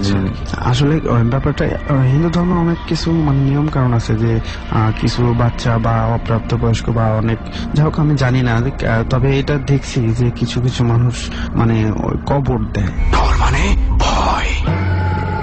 হন্টেড বাই প্রাণ মিস্টার ম্যাঙ্গো ক্যান্ডি।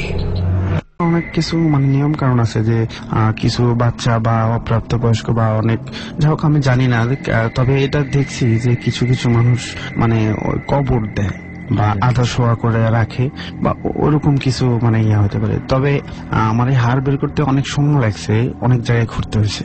আচ্ছা, মানে আন্দাজের উপর আমি করছি জিনিসটা, যে আমি শিওর না যে যেখানে হাড় আছে, তবে সন্দেহ কয়েকটা জায়গায় আমি ঘুরতে ঘুরতে একটা জায়গা পেয়ে গেছিলাম। আচ্ছা, ওকে।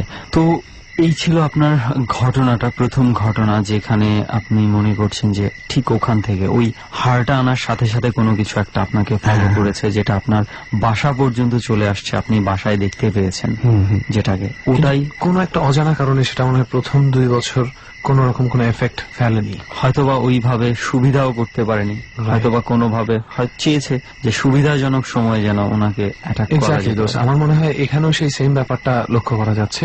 আমরা সবসময় যেটা বলি যে এই সব ব্যাপার একটু দিনক্ষণ মেপেই কিন্তু হয়, সবসময় প্রপার এনভায়রনমেন্ট পাওয়া যায় না, সবসময় প্রপার জায়গা পাওয়া যায় না, প্রপার টাইমিংটা হয়তো মিলে না। হ্যাঁ, ঠিক একটা নির্দিষ্ট সময়ই হয়তো সেই মানে বাজে জিনিসটা কাজ করার ক্ষমতা পায়, বাকি সবসময় সে অক্ষম থাকে, এমনও কিন্তু হতে পারে। এই যে আমরা নর্মালি যদি চিন্তা করে দেখ, মানে মানে ভরা অমাবস্যা কিংবা ভরা পূর্ণিমা, যেখানে এই জিনিসগুলো প্যারানরমাল জিনিসগুলো খুব বেশি মাত্রায় অ্যাক্টিভ হয়ে যায়। এক্স্যাক্টলি, কিভাবে হয়ে যায়, কেন হয়ে যায়? কারণ ওই মোমেন্টটা হয়তোবা তাদের কোনো কিছু একটা এক্সট্রা পাওয়ার তারা পায়, ওই মোমেন্টটাকে কাজে লাগাতে পারে। সো আমার লিসনাররা যারা শুনছেন তাদেরকে একটা কথাই বলতে চাই, if you have done something very wrong like 2 or 3 years back, be careful, effect যে কোনো সময় হতে পারে বাজে কাজের। যাই হোক, বলুন এরপরে আর কোনো কিছু শফিক ভাই যদি আপনার সাথে ঘটে গিয়ে থাকে সেটা। হ্যাঁ, আরেকটা ঘটনা ছিল, আমি তো মানে ইলেকট্রনিক্স এর কাজ করি, তো আমার সাথে আমার এক ফ্রেন্ড ছিল, সে ইলেকট্রনিক্স এর কাজ করতো, মানে আমরা তখন শেখা অবস্থায় ছিলাম, মানে শিখতেছিলাম। আচ্ছা। তো হঠাৎ করে তার মানে 2 দিন কোনো খবর নাই। তো ওনার কাকার কাছে আমি শুনলাম যে ওনার নাকি খুব অসুখ। আচ্ছা। তো আমি ওনাকে দেখতে আমাদের শেরপুর থেকে, ওটা তো প্রায় 8 কিলো রাস্তা, মানে মুরাদপুর নামে একটা জায়গা আছে, তো ওনাকে দেখতে গেছিলাম। তো আসার পথে ঠিক মাগরিবের একটু আগে আমি আসতেছিলাম। তো আসার পরে আমি প্রায় 1 কিলো রাস্তা আসছি। আমি সাইকেল চালাচ্ছিলাম, সাইকেল নিয়ে গেছিলাম। তো আসার পথে তো হঠাৎ করে একটা ফাঁকা জায়গা আসার পরে দেখলাম যে একটা বৃদ্ধ লোক, তো উনি একটা হাতে বাজারের একটা ব্যাগ, চটের ব্যাগ নিয়ে আসতেছিল। তো সামনে অনেকখানি মানে জায়গা ফাঁকা, কোনো বাড়ি ঘর নেই। তো আমার অনেকটা মায়া লাগলো যে বৃদ্ধ লোক এত রাস্তা মানে হেঁটে যাচ্ছে, তো একটু খারাপ লাগলো দেখে। ওনাকে বলে আমার সাইকেলে নিয়ে এই পথটুকু আগাই দিই। আচ্ছা। তো ওনাকে প্রথমবার বললাম যে কাকা আমার সাইকেলে ওঠেন, আমি আপনাকে পৌঁছায় দিই। তো উনি রাজি হলেন না। দ্বিতীয়বার আরেকবার বলাতে উনি রাজি হলেন।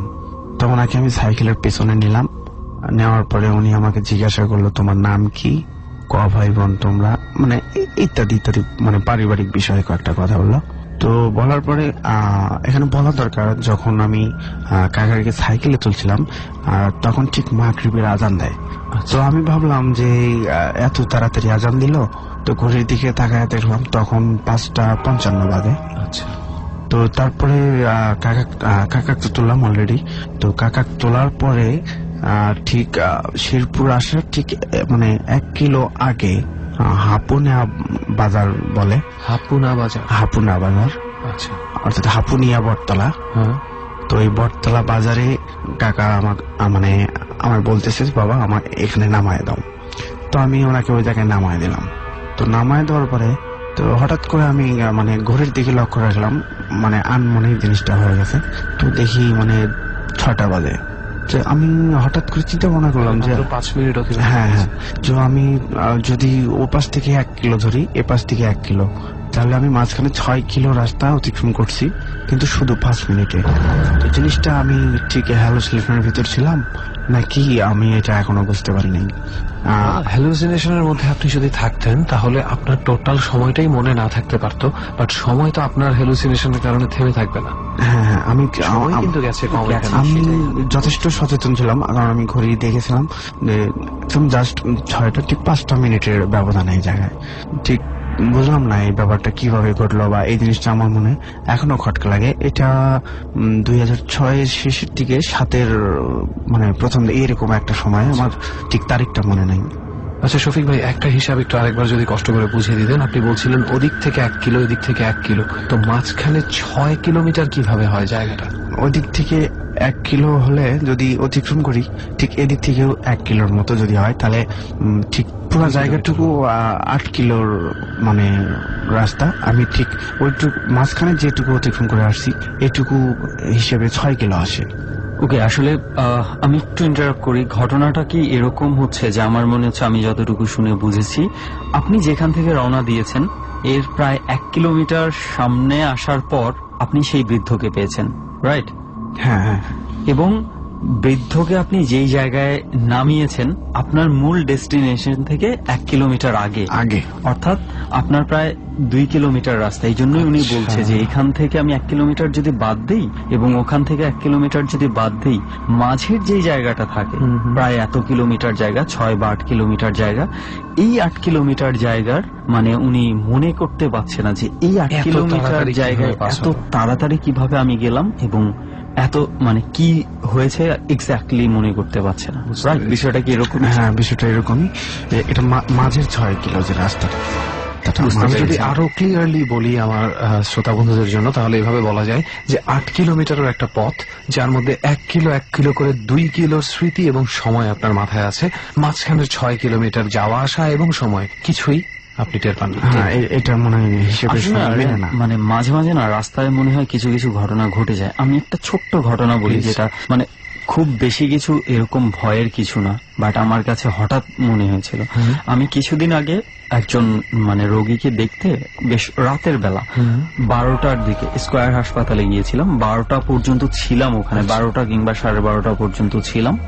তো তখন ওখান থেকে বের হয়ে আমি জাস্ট করব, মানে হাতির পুলের দিকে আমি যাব। আচ্ছা। একটা রিক্সা নিয়েছি, রিক্সা কয়েকটা ছিল, একটা রিক্সা পেয়েছি, আমি রিক্সা নিয়ে উঠে গেছি এবং রিক্সাওয়ালাটা খুব জোরে রিক্সা চালাচ্ছিল। আচ্ছা। তো আমার মানে ওখানে ছিলাম, মাথা ব্যথা করছে, আর মানে বিভিন্ন জিনিসে আমার অনেক মাথা ব্যথা করছে। আমি জাস্ট মাথায় হাত দিয়ে নিচের দিকে তাকিয়েছিলাম। আচ্ছা। তো হঠাৎ করে হচ্ছে কি একটা মানে ওই ট্রাক সামনে চলে এসেছিল। রাতের বেলা তো এমনিতেও রাস্তা ফাঁকা থাকে, তো একটা ট্রাক একটু মানে রাস্তা ঘুরতে গিয়েছিল, তো রাস্তাটা মোটামুটি ব্লক হয়ে গেছে। তো রিক্সাওয়ালা থেমে গেছে ওখানে। তো আমি যখন নিচে তাকিয়ে আছি, হঠাৎ করে আমার রিক্সাওয়ালার পায়ের দিকে চোখ গেছে এবং আনবিলিভেবল, আমি জানি না না পা দুটোই আছে, মানে আনবিলিভেবল বিষয় হচ্ছে মানে তার পায়ের যে স্ট্রাকচারটা, মানে পায়ের আঙ্গুলের যে গঠন, এটা কি বলবো, মানে আমি জানি না, মানে এটা মানে আমি মানবিক দিক থেকে হয়তো চিন্তা করলে অন্যরকম মনে হতে পারে। আমি প্রথম দেখায় ভয় পেয়ে গেছি। মানে ওনার প্রথম পাটা যখন দেখেছি, 3টা আঙ্গুল, 3টা আঙ্গুলের মানে সাইজটাও এরকম, মানে কি বলবো, আমি পায়ের পাতাটাকে ভরাট ঠিকই করেছে, কিন্তু 3টা আঙ্গুল মানে মোটা মোটা হয়ে চলে গেছে। এটা আসলে মানে আমি যদি কাউকে মানে কেউ যদি না দেখে আসলে বিশ্বাস করতে পারবে না। বুঝতে পেরেছি, তুই যেটা বলতে চাচ্ছিস যে ওর পায়ের পাতার সাইজ নরমাল, যেখানে 5টা আঙ্গুল থাকার কথা সেখানে 3টা মিলেই জায়গাটা ফিল আপ করে ফেলেছে। 3টা মিলে ফিল আপ করেছে এবং পুরো অ্যাবনর্মাল ভাবে। এবং সবচেয়ে বড় কথা হচ্ছে তার ডান, মানে আমি প্রথমে দেখে খেয়াল করেছিলাম তার বাম পা, মানে আমি প্রথমে একটু মানে দেখে একটু অন্যরকম হয়ে গেছিলাম, পরে ভালো করে দেখলাম এবং তার আরেক পায়েও সেম অবস্থা। এটা ডেফিনেটলি মেডিকেল অ্যাবনর্মালিটি, এটা অন্য কিছু ভাবার সুযোগ নেই। কিন্তু রাতের বেলা ওই সময় আমরা শুনি না ডরে অনেক সময় অনেক ঘটনা শুনেছি, আমার হঠাৎ করে মনে পড়ে গেল যে মানে এইরকম পা আমি কোনোদিন এরকম অ্যাবনর্মাল দেখিনি। লোকটা পুরোপুরি স্বাভাবিক, অনেক লম্বা চওড়া একটা লোক, মানে এত স্পিডে রিক্সা চালাচ্ছে। সে আমার সাথে কন্টিনিউ কথাও বলছিল, বিভিন্ন বিষয় নিয়ে কথা বলছিল। কিন্তু হঠাৎ করে যখন আমি পায়ের দিকে চোখ গেছে এবং পায়ের এইরকম অ্যাবনর্মালিটি, মানে বিদঘুটে, মানে এটা কেউ না দেখলে বিশ্বাস করবে না। আমি মানে শিওর যে কেউ যদি রাতের বেলা গ্রামের রাস্তায় কোনো মানুষজন যেখানে থাকে, মনে করছে খুব মেঠো পথে রিক্সা দিয়ে যাচ্ছে, তখন যদি এরকম একটা রিক্সাওয়ালার এরকম পা দেখে, ডেফিনেটলি বিভিন্ন জিনিস চিন্তা করে ফেলতে পারে। No doubt about that. এবং তুই এই কথাটা বলাতে খুবই ভালো একটা কাজ হয়েছে। আরেকটা পয়েন্ট অফ ভিউ থেকে তুই চিন্তা করতেছিস না দোষ, আমি তুই বলার শুরু থেকেই চিন্তা করতেছি, সেটা হচ্ছে তোর ভাগ্য ভালো যে তুই রিক্সাওয়ালাটাকে দেখেছিস, রিক্সাওয়ালার পা দেখেছিস। তুই জাস্ট চিন্তা কর, অজপাড়া গায়ে বৃষ্টির পর নরম মাটিতে এরকম একটা পায়ের ছাপ, ওটা দেখে কি হাজার হাজার ভূতের গল্প জন্ম নেবে না? অফকোর্স জন্ম নেবে। তেমন ভূতের গল্প থেকে আমরা ভূতের প্রোগ্রাম জন্ম না দিই, রিয়েলিটি থেকে। সেটাই না, আমি জাস্ট এটা এই জন্য শেয়ার করলাম যে ওনার রাস্তার মধ্যে অনেক সময় অনেক কিছু ঘটে যায়, ওইটা আমি শিওর, আমি বিশ্বাস করি ওটা ভৌতিক কোনো কিছু ছিল না, আমি এখনো বিশ্বাস করি। ইট ইজ হরিবল, দেখতে কিন্তু আসলেই ভয় লাগে, দেখতে অনেক ভয়ঙ্কর মনে হয়েছে জিনিসটা। ওকে, তারপর আর কোনো কিছু এক্সপেরিয়েন্স যে আপনার আছে আপনি শেয়ার করতে চান আমাদের সাথে? আর একটা ঘটনা আছে আমার, এই গত ডিসেম্বর, এই 2014। তো আমি এক ফ্রেন্ডের বাড়িতে গেছিলাম। বাড়িটা হচ্ছে গাইবান্ধার কামারজানি নামে একটা জায়গা আছে। তো আমি যখন ওখানে যাই পৌঁছাই, তো মাঝপথে গাড়ির সমস্যার কারণে অনেক দেরিতে যাই পৌঁছাই, ঠিক সন্ধ্যাবেলায়। তো ওখানে অনেক কষ্ট করে করার পরে মানে নৌকাতে ওঠা লাগে, তো নৌকাতে প্রায় 5-6 কিলো যাওয়া লাগে। আচ্ছা, অনেক কষ্টে একটা নৌকা পাইছিলাম। তো পাওয়ার পরে ওই পারে যাওয়ার পরে অনেকটা সময় লেগে যায়, প্রায় 1-1.5 ঘন্টা সময় লাগে। তো আমি দেখলাম যে পারে কেউ নাই, আমাকে নৌকা নামায় দিয়ে তো নৌকা চলে গেল মানে ওনার নিজের গন্তব্যে। তো আমি নামার পরে কিছু দূর যাওয়ার পরে দেখি একটা মুরব্বী টাইপের লোক, মাথায় টুপি পরা, গায়ে পাঞ্জাবি, হাতে একটা তসবি। তখনই পাড়ের কাছ দিয়ে হাঁটাহাঁটি করতেছিল এবং মানে যাচ্ছিল খুব ধীর গতিতে। তো আমি গিয়ে ওনাকে জিজ্ঞেস করলাম যে আঙ্কেল, এখানে ছালাম কাকার বাড়ি কোথায়? তো উনি বললো যে আমি তো ওনাকে চিনি, তো আসো আমি তোমাকে সঙ্গে করে নিয়ে যাই, এই সামনেই। আচ্ছা। তো উনি আমাকে নিয়ে গেল নদীর পাড় দিয়ে, ঠিক ঝোপ জঙ্গল এরকম কাজ দিয়ে। তখন একটু ভয় ভয় লাগতেছিল আমার মনের ভেতরে, অজানা একটা জায়গা, তাই এরকম জঙ্গলের কাছ দিয়ে যাওয়া। ঠিক তখন 7:30 এরকম বা 8টা এরকম বাজে। আচ্ছা। তো কিছু দূর যাওয়ার পরে তিনি আমাকে একটা ফাঁকা জায়গায় নিয়ে গেলেন, যেখানে শুধু কয়েকটা ঘর তোলা আছে, যেটা দেখলে মনে হয় এটা চর এলাকার স্কুল বা চরের ভিতরে স্কুল যেরকম হয় আর কি। তো ওখানে নিয়ে গেলাম যেখানে মানুষ থাকার কথা না। উনি আমাকে বলতেছে যে এটাই তোমার সালাম কাকার বাড়ি। তো আমি তো বুঝে নিছি যে এটা তো মানে মানুষ থাকার মতো যোগ্য এরকম না, বা বুঝতে পারছি যে এটা স্কুলের মতো কিছু। তো আমি ওখান থেকে বিদায় নিয়ে আসতে চাচ্ছিলাম, কিন্তু মুরব্বী উনি আমাকে আসতে দিতে চাচ্ছিল না। তো আমি দিতে চাচ্ছিল না, ও আমাকে খুব জোরাজোরি করতেছিল, বাবা যাওয়া যাবে না, তুমি এখানে থাকো। এবং কথাটা খুব উচ্চ স্বরে বলতেছিল। তখন আমার মনের ভিতরে একটা জেদ এবং ভয় দুইটাই চেপে যায়। তো আমি ওখান থেকে জোরভাবে চলে আসার চেষ্টা করি, কিন্তু উনি আমাকে এমন একটা যে এখন উনি আমাকে বেঁধে রাখবে, তবু আসতে দিবে না, এরকম একটা মানে পর্যায়ে উদ্ধত হতে শুরু করে। হ্যাঁ হ্যাঁ, এরকম করতেছে। তো আমি তখন একটু ভয়, আমার কাছে কিছু টাকা পয়সা ছিল, যার কারণে আমি একটু মানে মনের ভয় ছিল যে হতে পারে উনি কারোর জন্য অপেক্ষা করছে যে এসে আপনার টাকা পয়সা সব নিয়ে যাবে। হ্যাঁ, এরকমটা মনে হয়েছিল। পরে আমি ওখান থেকে দৌড় দিই নির্দিষ্ট একটা জায়গা থেকে আমি ওইদিকে দৌড় দিই বাঁচার জন্য। আচ্ছা। তো কিছুদিন আসার পরে আমি লক্ষ্য করলাম যে কেউ আমার পিছনে আসতেছে। তো পেছন দিকে তাকাই, দেখি উনি পেছন পেছন দৌড়াচ্ছে আমার। ওই বুড়ো লোকটাই? হ্যাঁ হ্যাঁ, উনি ওই আঙ্কেলটা আমার পেছন পেছন দৌড়াচ্ছে। তো দৌড়াতে দৌড়াতে প্রায় আমাকে ধরে ফেলে আর কি। তখন আমি ভাবলাম যে আমি তো ওনার সঙ্গে দৌড়ে পারবো না, কারণ উনি খুব স্পিডে মানে আসতেছিল। তো আমি তখন থামার পরেও মানে ওনাকে জিজ্ঞেস করবো যে আসলে আপনি আমার কাছে কি চান, এইটা বলার জন্য আমি ওনার দিকে তাকাইছি, পেছন দিকে তাকাইছি। তো তাকার পরে যেটা দেখলাম যে আমি কিছুক্ষণ আগে যাকে দেখছিলাম একদম স্বাভাবিক একটা মানুষের মতো চেহারা, কিন্তু এখন দেখতেছি ওনার পুরো মুখটা মানে এরকম দেখা যাচ্ছে যে কোনো আগুনের কোনো ছ্যাঁকা দিলে একটা পুরো মুখ যেরকম বিশ্রী রকমের, ঠিক এরকম। হ্যাঁ হ্যাঁ, ঝলসে যাওয়ার মুখ যাকে বলে, ওরকমটা দেখাচ্ছিল। এটা দেখে তো আমি তখন এত ভয় পাইছি, যেমন সিনেমা নাটকে যেরকম দেখছিলাম ভৌতিক কিছু, ওইরকম একটা কিছু সামনে। আমি ওটা দেখে একটা চিৎকার দিয়ে অজ্ঞান হয়ে পড়ে যায় ওই জায়গায়। আচ্ছা শফিক ভাই, আপনি যখন দ্বিতীয়বার পেছনে ফেরার পরে ওই লোকটাকে দেখলেন, তখন তার পরনে কি একই জামা কাপড় ছিল? হ্যাঁ হ্যাঁ, তখনও তার পরনে সাদা জামাই ছিল এবং মাথায় টুপি ছিল, কিন্তু চেহারাটা শুধু বিদঘুটে ছিল। এরকমটা ছিল মনে হচ্ছে যে আপনার মুখ থেকে রক্ত পড়তেছে, এরকম কিছু একটা পড়তেছিল, এরকম একটা মনে হয়েছিল। তো তারপরে যখন আমার জ্ঞান ফেরে, তখন আমি মোবাইলে ঘড়িটা দেখলাম, রাত প্রায় 11:30 এরকম। তো আশেপাশে কেউ নেই, কিন্তু আমি নিজেকে আবিষ্কার করলাম যে একটা ধুলা মাখা অথবা মানে কাদা মাটির মধ্যে এরকম আবিষ্কার করলাম। আমার পুরো শরীরটুকু মানে জামা কাপড় সব নষ্ট হয়ে গেছে। তো পরে যখন আমি উঠে দাঁড়ালাম উঁচু স্থানে, যাওয়ার পরে দেখলাম যে দূরে কিছু আলো দেখা যাচ্ছে। তো আমি সেদিকে অগ্রসর হলাম।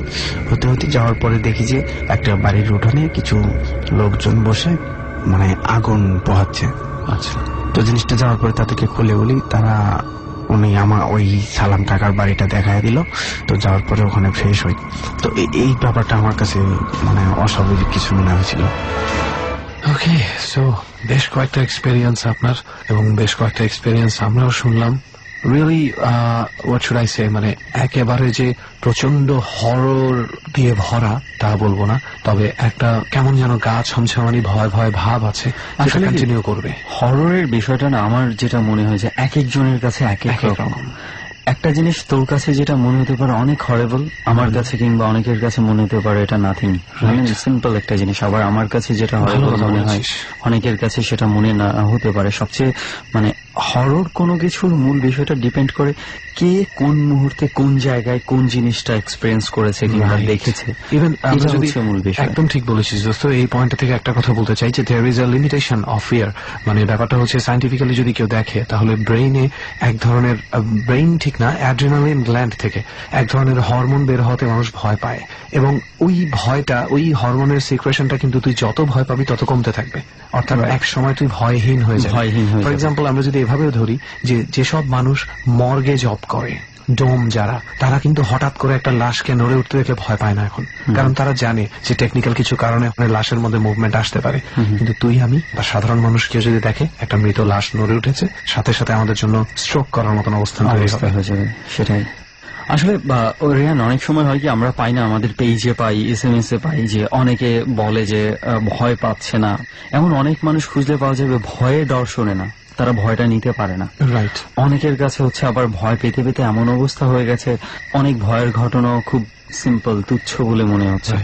কিন্তু একটাবার প্রত্যেকটা মানুষ এখানে এসে যেই ঘটনাগুলো বলছে, সেই সিচুয়েশনে যদি আপনি বা আমরা কেউ যদি পড়ি, তাহলেই আমরা বলতে পারবো যে ওই সিচুয়েশনটা আসলে কতটুকু ভয়ের হতে পারে। এক্স্যাক্টলি, এটা টোটালি হচ্ছে একটা ফিলিংস এর ব্যাপার। এবং মানুষ আসলে সবসময় কেমন যেন নিজের ব্যাপারটাই সবসময় ইম্পর্টেন্ট ভাবে দেখে এবং নিজের ব্যাপারটাকেই সত্য বলে জানে সবসময়। যেমন এই যে তুই একটু আগে যেটা বলছিলি যে অনেকেই এই গল্প বিশ্বাস করে না, এটা হতেই পারে না, এটা ফালতু কথা, এগুলো বানানো গল্প।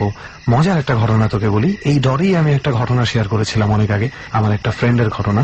সে ঘুমের মধ্যে দেখতে পাচ্ছিল তার বাড়ির উঠানের গাছে কে যেন উঠছে, এবং উঠতে উঠতে উঠতে উঠতে উঠতে সে পুরাটাই সিনটা দেখতে পাচ্ছে যে কেউ একজন উঠছে। সে জানে চোর, কিন্তু সে ঘুমের মধ্যে এগুলো দেখতে পাচ্ছে। তো ঠিক লোকটা যখন গাছের ঠিক পাশেই হচ্ছে ওর জানালা, 3 তলার উপরে, ও যখন ঘুম ভাঙে লোকটাও তখন উঠে গেছে, দুজন একসাথে দাঁড়িয়ে যায় এবং ঠাস করে রাত্রে 2:30টার সময় চোখাচোখি কালো একজন লোক, তার চোখগুলো সম্পূর্ণ সাদা মনে হচ্ছে, এবং সে শখে দৌড়ে পালিয়ে যায় রুম থেকে, চিৎকার চেঁচামেচি করে। পরে আর ওই লোকটাকে খুঁজে পাওয়া যায়নি। সো ঘুমের মধ্যে যে ও দেখতে পাচ্ছে, ও যে দেখতে পাচ্ছিল লোকটা গাছ থেকে উঠছে, এটা যদি সত্যি না হতো তাহলে জানালায় একসাথে মুখোমুখি হওয়ার টাইমিংটা মেলার কথা না। Am I right? Right. So এটা কিন্তু একটা অদ্ভুত ঘটনা ছিল। সেই অদ্ভুত ঘটনা যার সাথে ঘটেছে তাকেই গত 3-4 দিন আগে আমি যখন ডর থেকে আমার লিসনারদের থেকে শুনে একটা স্টোরি বলতে যাই, সে আমাকে বলল যে দোষ এগুলো ফালতু কথা, এগুলো মানুষ বানায় বানায় বলে। তখন আমি তাকে বললাম যে দোষ ওইটাও কি তুই বানায় বানায় বলছিলি? তখন তার খুব গায়ে লাগলো যে না, আমার সাথে তো এটা ঘটছিল। এটাই হচ্ছে মূল কথা, যে আসলে যার সাথে ঘটে সেই আসলে বিষয়টা ফিল করতে পারে। আমি একটা ঘটনা বলি যে আমিও ডরে বলেছিলাম একবার, প্রথম দিকে যখন ডর আমরা স্টার্ট করি, আমরা এত ভাবে ইনভলভ ছিলাম, এত ঘটনাগুলো আমাদের মাথায় ঘুরতো। আমি গ্রামে গিয়েছিলাম, আমি যখন ঘুমিয়েছি, আমি একদিন ঘুমের মধ্যে দেখতে পেয়েছি যে ঠিক আমাদের ঘরের পেছনেই একটা আম গাছ আছে, সেই আম গাছটার থেকে কে যেন আমার সাথে আই কন্ট্যাক্ট করছে। আমি এটা বলেছি ডরে। সবচেয়ে বড় বিষয় হচ্ছে যে আমি যখন নিজেকে বুঝ দেওয়ার জন্য আমি যখন বললাম যে এটা আমার স্বপ্নই ছিল, বাট সেই গাছের শেপটাও যে কিরকম ছিল, আমি পরের দিন সকালে যখন জানালা খুলে আমি ওই গাছটা দেখলাম, সেম হুবহু ওই শেপটাতেই গাছটা, যেটা আমি কত বছর পরে ওই গাছটা দেখেছি। আমি সচরাচর ওইখানে আমার দেখা হয় না, যাওয়া হয় না, খুব কম বাড়ি যাই। সো ওই শেপটাই আমার মনে নেই, আমি স্বপ্নে যেই অবিকল শেপটা দেখেছি ওইটাই আমি পরে সকালে আমি দেখেছি, যেইটা দেখে আমি অনেক ভয় পেয়েছি। এবং আমি ড্যাম শিওর এটা অনেকেই যারা মনে করছে, কেউ যদি এটা সরাসরি এক্সপিরিয়েন্স না করে, এটা ভয়ের জন্য কিচ্ছু না, আরেকজনের কাছে কিছুই না। তুই যেটা বলেছিস ওইটা সাধনার মাধ্যমে পসিবল, এবং কিছু কিছু মানুষ এই ক্ষমতা নিয়ে জন্মায়। কারো যদি কনফিউশন থাকে ইন্টারনেটে সার্চ করে দেখতে পারে। ইভেন আমি তাদেরকে একটা বই রেফার করবো, 3 গোয়েন্দা নামে একটা সিকুয়েল বের হতো আমাদের এখানে, রকিব হাসান, যেটার অ্যাকচুয়ালটা লিখতো আলফ্রেড হিচকক, 3 ইনভেস্টিগেটর্স নামে, যেটার অনুবাদ সেবা প্রকাশনী থেকে বের হতো, এখনো বের হয় কিনা আমি জানি না। তাদের একটা বই ছিল ছায়া সাপদ। সেই ছায়া সাপদ বইটাতে কিন্তু সায়েন্টিফিক ডেসক্রিপশন দেওয়া আছে যে কিছু মানুষ নিজের অজান্তেই ঘুমের মধ্যে শরীর ঘুমায় কিন্তু আত্মা ঘুরে বেড়ায়, এবং মাঝে মাঝে এই জিনিসটা হয়। এবং এটা সায়েন্টিফিক ভাবে টেস্ট করে দেখা গেছে যে রুমের ওপরে, অন্য সাইডে, দেয়ালের অপর সাইডে ইচ্ছাকৃতভাবে পর্দার রং চেঞ্জ করে দেখা গেছে যে এই সাইডে যারা ঘুমাচ্ছিল, এমন ক্ষমতা আছে এই সন্দেহে, তারা 10 টাইমস একই রকম পর্দা ছিল, এবং যেদিনই পর্দার রং চেঞ্জ হয়েছে তারা বলতে পেরেছে যে পর্দার রং চেঞ্জ হয়েছে, কিন্তু তাদেরকে এবং সাক্ষী রেখে ওই রুমে যেতে দেওয়া হয়নি। That means it is possible. এটা কিন্তু সায়েন্টিফিক্যালি প্রুভ করা আছে। রাইট, সেটাই বললাম যে আসলে এটা এক্সপিরিয়েন্স না করলে আসলে এই অনুভূতিগুলা হয় না, বোঝা। কিন্তু আমরা অনেক কিছু এড়িয়ে যাই দোস্ত। দেখ, আমাদেরকে কিন্তু ছোটবেলা থেকে বাবা মা শিখায় যে হঠাৎ করে কাউকে ঘুম থেকে উঠাবা না, জোরে ধাক্কা দিবা না, এরকম বিভিন্ন ব্যাপার। সো এটা কি আমরা ধরে নিতে পারি না যে সোলটা বা আত্মাটা আমাদের ঘুমের সময় হয়তো আশেপাশেই ঘুরে বেড়াচ্ছে, হয়তো কেউ আমরা কনসিয়াসলি টের পাচ্ছি, কেউ টোটালি টের পাচ্ছি না। এবং এই কারণেই হঠাৎ করে ঘুম থেকে উঠালে, হঠাৎ করে যদি সোলটা ব্যাক করে শরীরে, তাহলে কিন্তু একটা ঝাঁকি লাগে এবং প্রত্যেকজনই কিন্তু একটু হলেও ভয় ভয় পায়। তো যাই হোক, আমরা অনেক কিছু বলে ফেললাম। আসলে আমার আর রেহানের ডরের এক্সপিরিয়েন্স আমরা Right. এত পর্ব ধরে করতে গিয়ে যা যা হয়েছে সেই অভিজ্ঞতার ভিত্তিতেই আমরা কিছু কথা বললাম আর কি। চলে আসে অটোমেটিক্যালি। এটা টোটালি আপনাদের উপর নির্ভর করছে। সো আমরা এক এক করে সজল, শফিক এবং সানি প্রত্যেকের গল্পই শোনা হয়ে গেল, এবং অনেক ধন্যবাদ তিনজনকেই যে আমাদের সাথে এসে এই স্পটে তাদের এই চমৎকার ঘটনাগুলো শেয়ার করেছেন। এবং আমরা যেটা অনেকে বন্ধুরা আমাদের লিসনার যারা আছে রেহান, তারা হয়তো শুনতে পায়নি, কারণ কিছু কিছু সময়ে আমাদের সাথে শেয়ার করেছে যে এই জায়গাটাতে এসে তাদের অনুভূতিটা। সেটাই। তো যাই হোক, আমরা যেটার জন্য অপেক্ষা করছিলাম, শুধু আমরা না, সেই আমরার কাছে সুমনও আছে, অর্থাৎ আমিও আছি অবশ্যই, কারণ তুই আমাকে প্রথম থেকে এই গল্পটা খুব ভালোভাবে ক্লিয়ার করে বলিস। না সুমন দোস্ত, তোরে আমি ব্যাপারটা বলি নাই, তার একটা কারণ আছে। কারণ হচ্ছে, তোর মনে আছে একদম প্রথম দিকের ডরে আমাদের কোনো একজন অতিথি স্পটে আইসা গল্প শোনার পরে আর স্পটে থাকতে চায়নি, চলে গেছিল। রাইট, এটা যারা হয়তো ডর নিয়মিত শুনে থাকেন হয়তোবা আজ করতে পারবেন, হয়তোবা পারবেন না, কারণ আমরা তো পুরো ঘটনাটা আপনাদের সামনে আনার তুলে চেষ্টা ধরি করি না সব সময়। আর এই কারণেই আমরা ডিসাইড করি এভাবেই যে আমরা গল্পগুলো মানে স্পট রিলেটেড যে ব্যাপারটা সেটা আমরা সবার লাস্টে। কিন্তু তার মানে তুই এও ভাববে যে আমিও গল্প শুনে চলে যেতে পারি? না দোস্ত, তোরে বলতে গেলে সবাই শুনে ফেলাই তো, বুঝতে হবে তো, আজ করে ফেলাই তো। ওকে, যাই হোক, এখন সবার আমাদের শোনার সময় হয়ে গেছে, কারণ এবার ভয় পাই আর যাই পাই আমাদের তো যেতেই হবে। এক্স্যাক্টলি। বাট যাওয়ার আগে অবশ্যই সবাইকে আমি একটু বলে দিই, এই জায়গাটাতে আমরা শুধু শুধু আসিনি। এই জায়গাটাতে আমরা এসেছি আনোয়ার নামে একজন আমাদেরকে খবর দেওয়ায়। আনোয়ার সাহেবের বয়স হবে 46-এর মতন, আর উনি অন্যরকম একটা ট্রাভেলের মধ্যে ছিলেন গত 4-5 বছর ধরে, এবং এটা সেই রকম কোনো ভয়ঙ্কর ভূতের ঘটনা নয়, কিন্তু মানুষের জীবনে এটা প্রচন্ড ভয়ঙ্কর। কিভাবে, তাহলে আমি একটু খুলেই বলি।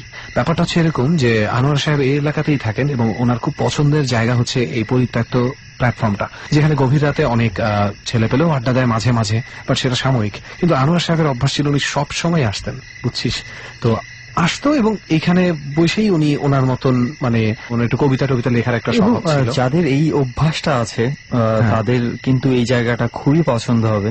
আমরা যারা দেখছে এই জায়গাটা তাদের জন্য খুব নীরব একটা সময়, রাতের একটা পর্যায়ের পরে মাঝে মাঝে একটু সরব হয়, আবার হঠাৎ করে নীরব হয়ে যায়, একদম নীরব হয়ে যায়। তো ওনার এই অভ্যাসটা ওনার মানে কোনো সমস্যা করেনি। ওনার ওয়াইফ বুঝতে পারতো যে হ্যাঁ উনি লেখালেখি করে, এরকম একটা ব্যাপার। তো হঠাৎ একদিন যেটা হয়, আনোয়ার সাহেব হুট করে দেখতে পায় যে ঠিক তার অপোজিটে রেল লাইনটা ক্রস করে জঙ্গলের খুব কাছাকাছি, কিন্তু একেবারে জঙ্গলেও না, একটা মেয়ে দাঁড়িয়ে আছে এবং সে কাঁদছে। মোটামুটি কান্নাটা দেখে বোঝা যায় যে তার খুব কষ্ট হচ্ছে।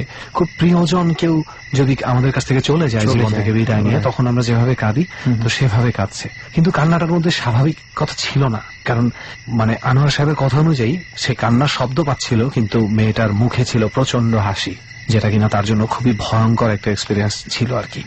তো এটা যখন প্রথম সে দেখে প্রচন্ড ভয় পেয়ে যায়, এবং ভয়ে সে চিৎকার করে মানে বলে ওঠে, কে কে ওইখানে, কে রে, এরকম যখন করার পরে তো আশেপাশে মনে হয় কেউ আড্ডা দিচ্ছিল, কিছু গ্রুপ, তারা আবার চোর ডাকাত করেছে কিনা এভাবে ভেবে চিৎকার শুনে সামনে চলে আসে, এবং পলকের মধ্যে মেয়েটা নেই।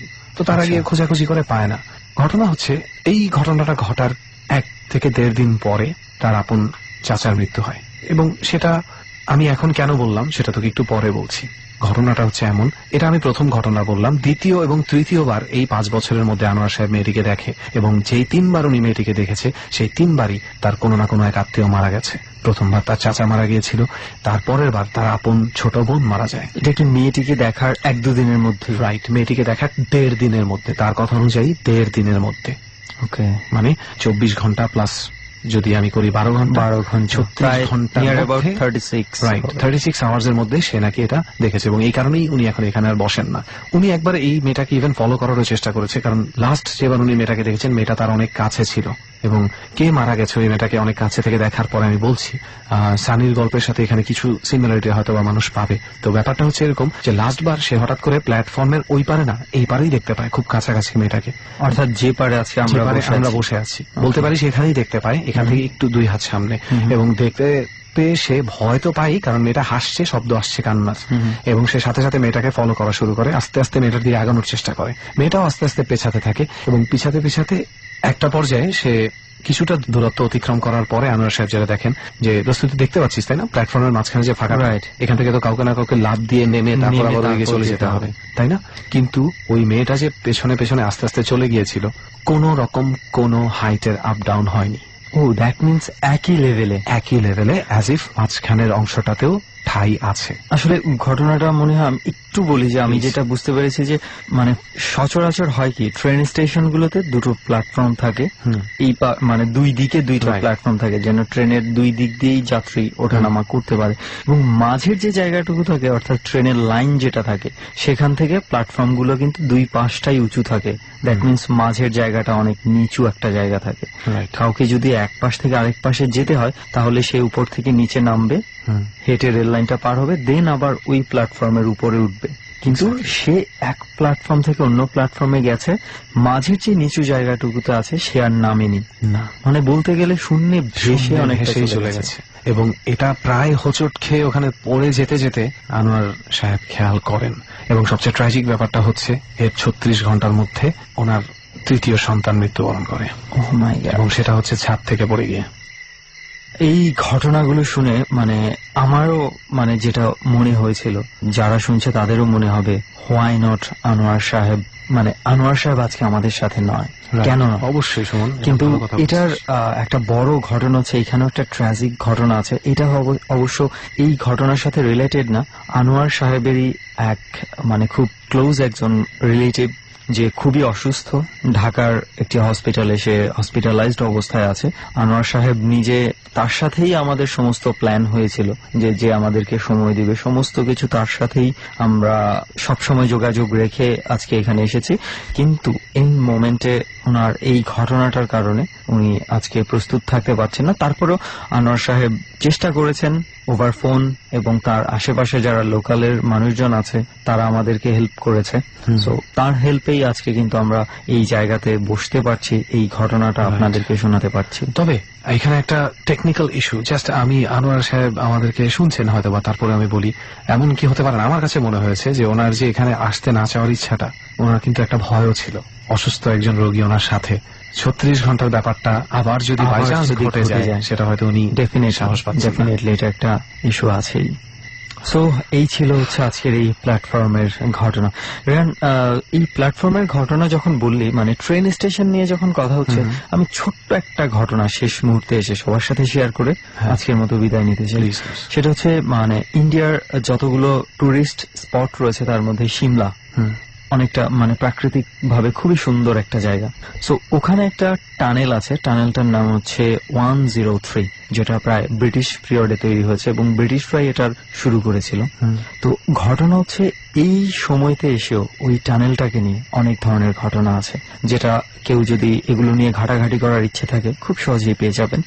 ঘটনাগুলো হচ্ছে এমন, এই টানেলের রক্ষণাবেক্ষণের দায়িত্বে যারা থাকে তাদের এক্সপিরিয়েন্সটা হচ্ছে এই টানেলে দিনের বেলা, অনেক সময় রাতের বেলাও মনে হচ্ছে টানেলের ভেতরে কেউ কথা বলছে, এবং যখনই তারা যাচ্ছে যে কে আছে টানেলের ভেতরে, সচরাচর তো সাধারণ মানুষকে এইভাবে হেঁটে এক জায়গা থেকে আরেক জায়গায় টানেল দিয়ে যেতে দেওয়া হয় না ওখানে। সো তারা যখন যায় চেক করার জন্য, আসলে ওখানে কাউকে খুঁজে পায় না। এবং আরো একটা আশ্চর্যের বিষয় হচ্ছে, টানেলের ভেতর থেকে যে কথাগুলো ভেসে আসে তাদের কানে, সেটা অনেকটাই ব্রিটিশ অ্যাকসেন্টের ইংরেজি ভাষার কথা চলে ওখানে, যেটা ওখানে এটা পসিবলই না। এই হচ্ছে একটা, ওই টানেলটা তো মনে হয় বানিয়েছিল ব্রিটিশরা, রাইট। সো তারপরে যে ঘটনা আরো ঘটে সেটা রাতের বেলা। অনেক সময় দেখতে পাই যে যারা রাতের এখানে প্রহরী থাকে, ওই টানেলটার ভেতর থেকে একজন মহিলা বের হয়ে আসছে এবং আস্তে আস্তে কোথাও চলে যাচ্ছে, হঠাৎ করে মিলিয়ে যাচ্ছে, আবার হঠাৎ কোথাও থেকে যেন এসে টানেলের ভেতরের দিকে ঢুকছে, অথবা টানেলের দেয়ালের সাথে একসময় মিশে যাচ্ছে। মানে এটা তারা আজও পর্যন্ত এটার কোনো কিছু কুলকিনারা পায় নাই, এবং এই ঘটনাটা নাকি মাঝে মাঝে এখনো ঘটে। সো এবার চিন্তা করে দেখছে, এটা তো না হয় পরিত্যক্ত প্ল্যাটফর্ম, ওটা কিন্তু পরিত্যক্ত না, এখনো ব্যবহার হচ্ছে, তারপর এই ঘটনা ঘটছে। আর কিছুই বলার নাই, শুধু একটা কথাই বলবো যে let's hope very soon very soon, যদি কখনো সম্ভব হয়, ডর জার্নিজ will go overseas. Right. So যাই হোক, আজকের মতো এই পরিত্যক্ত প্ল্যাটফর্মটাকে আরো একবার আমরাও পরিত্যক্ত বানাচ্ছি।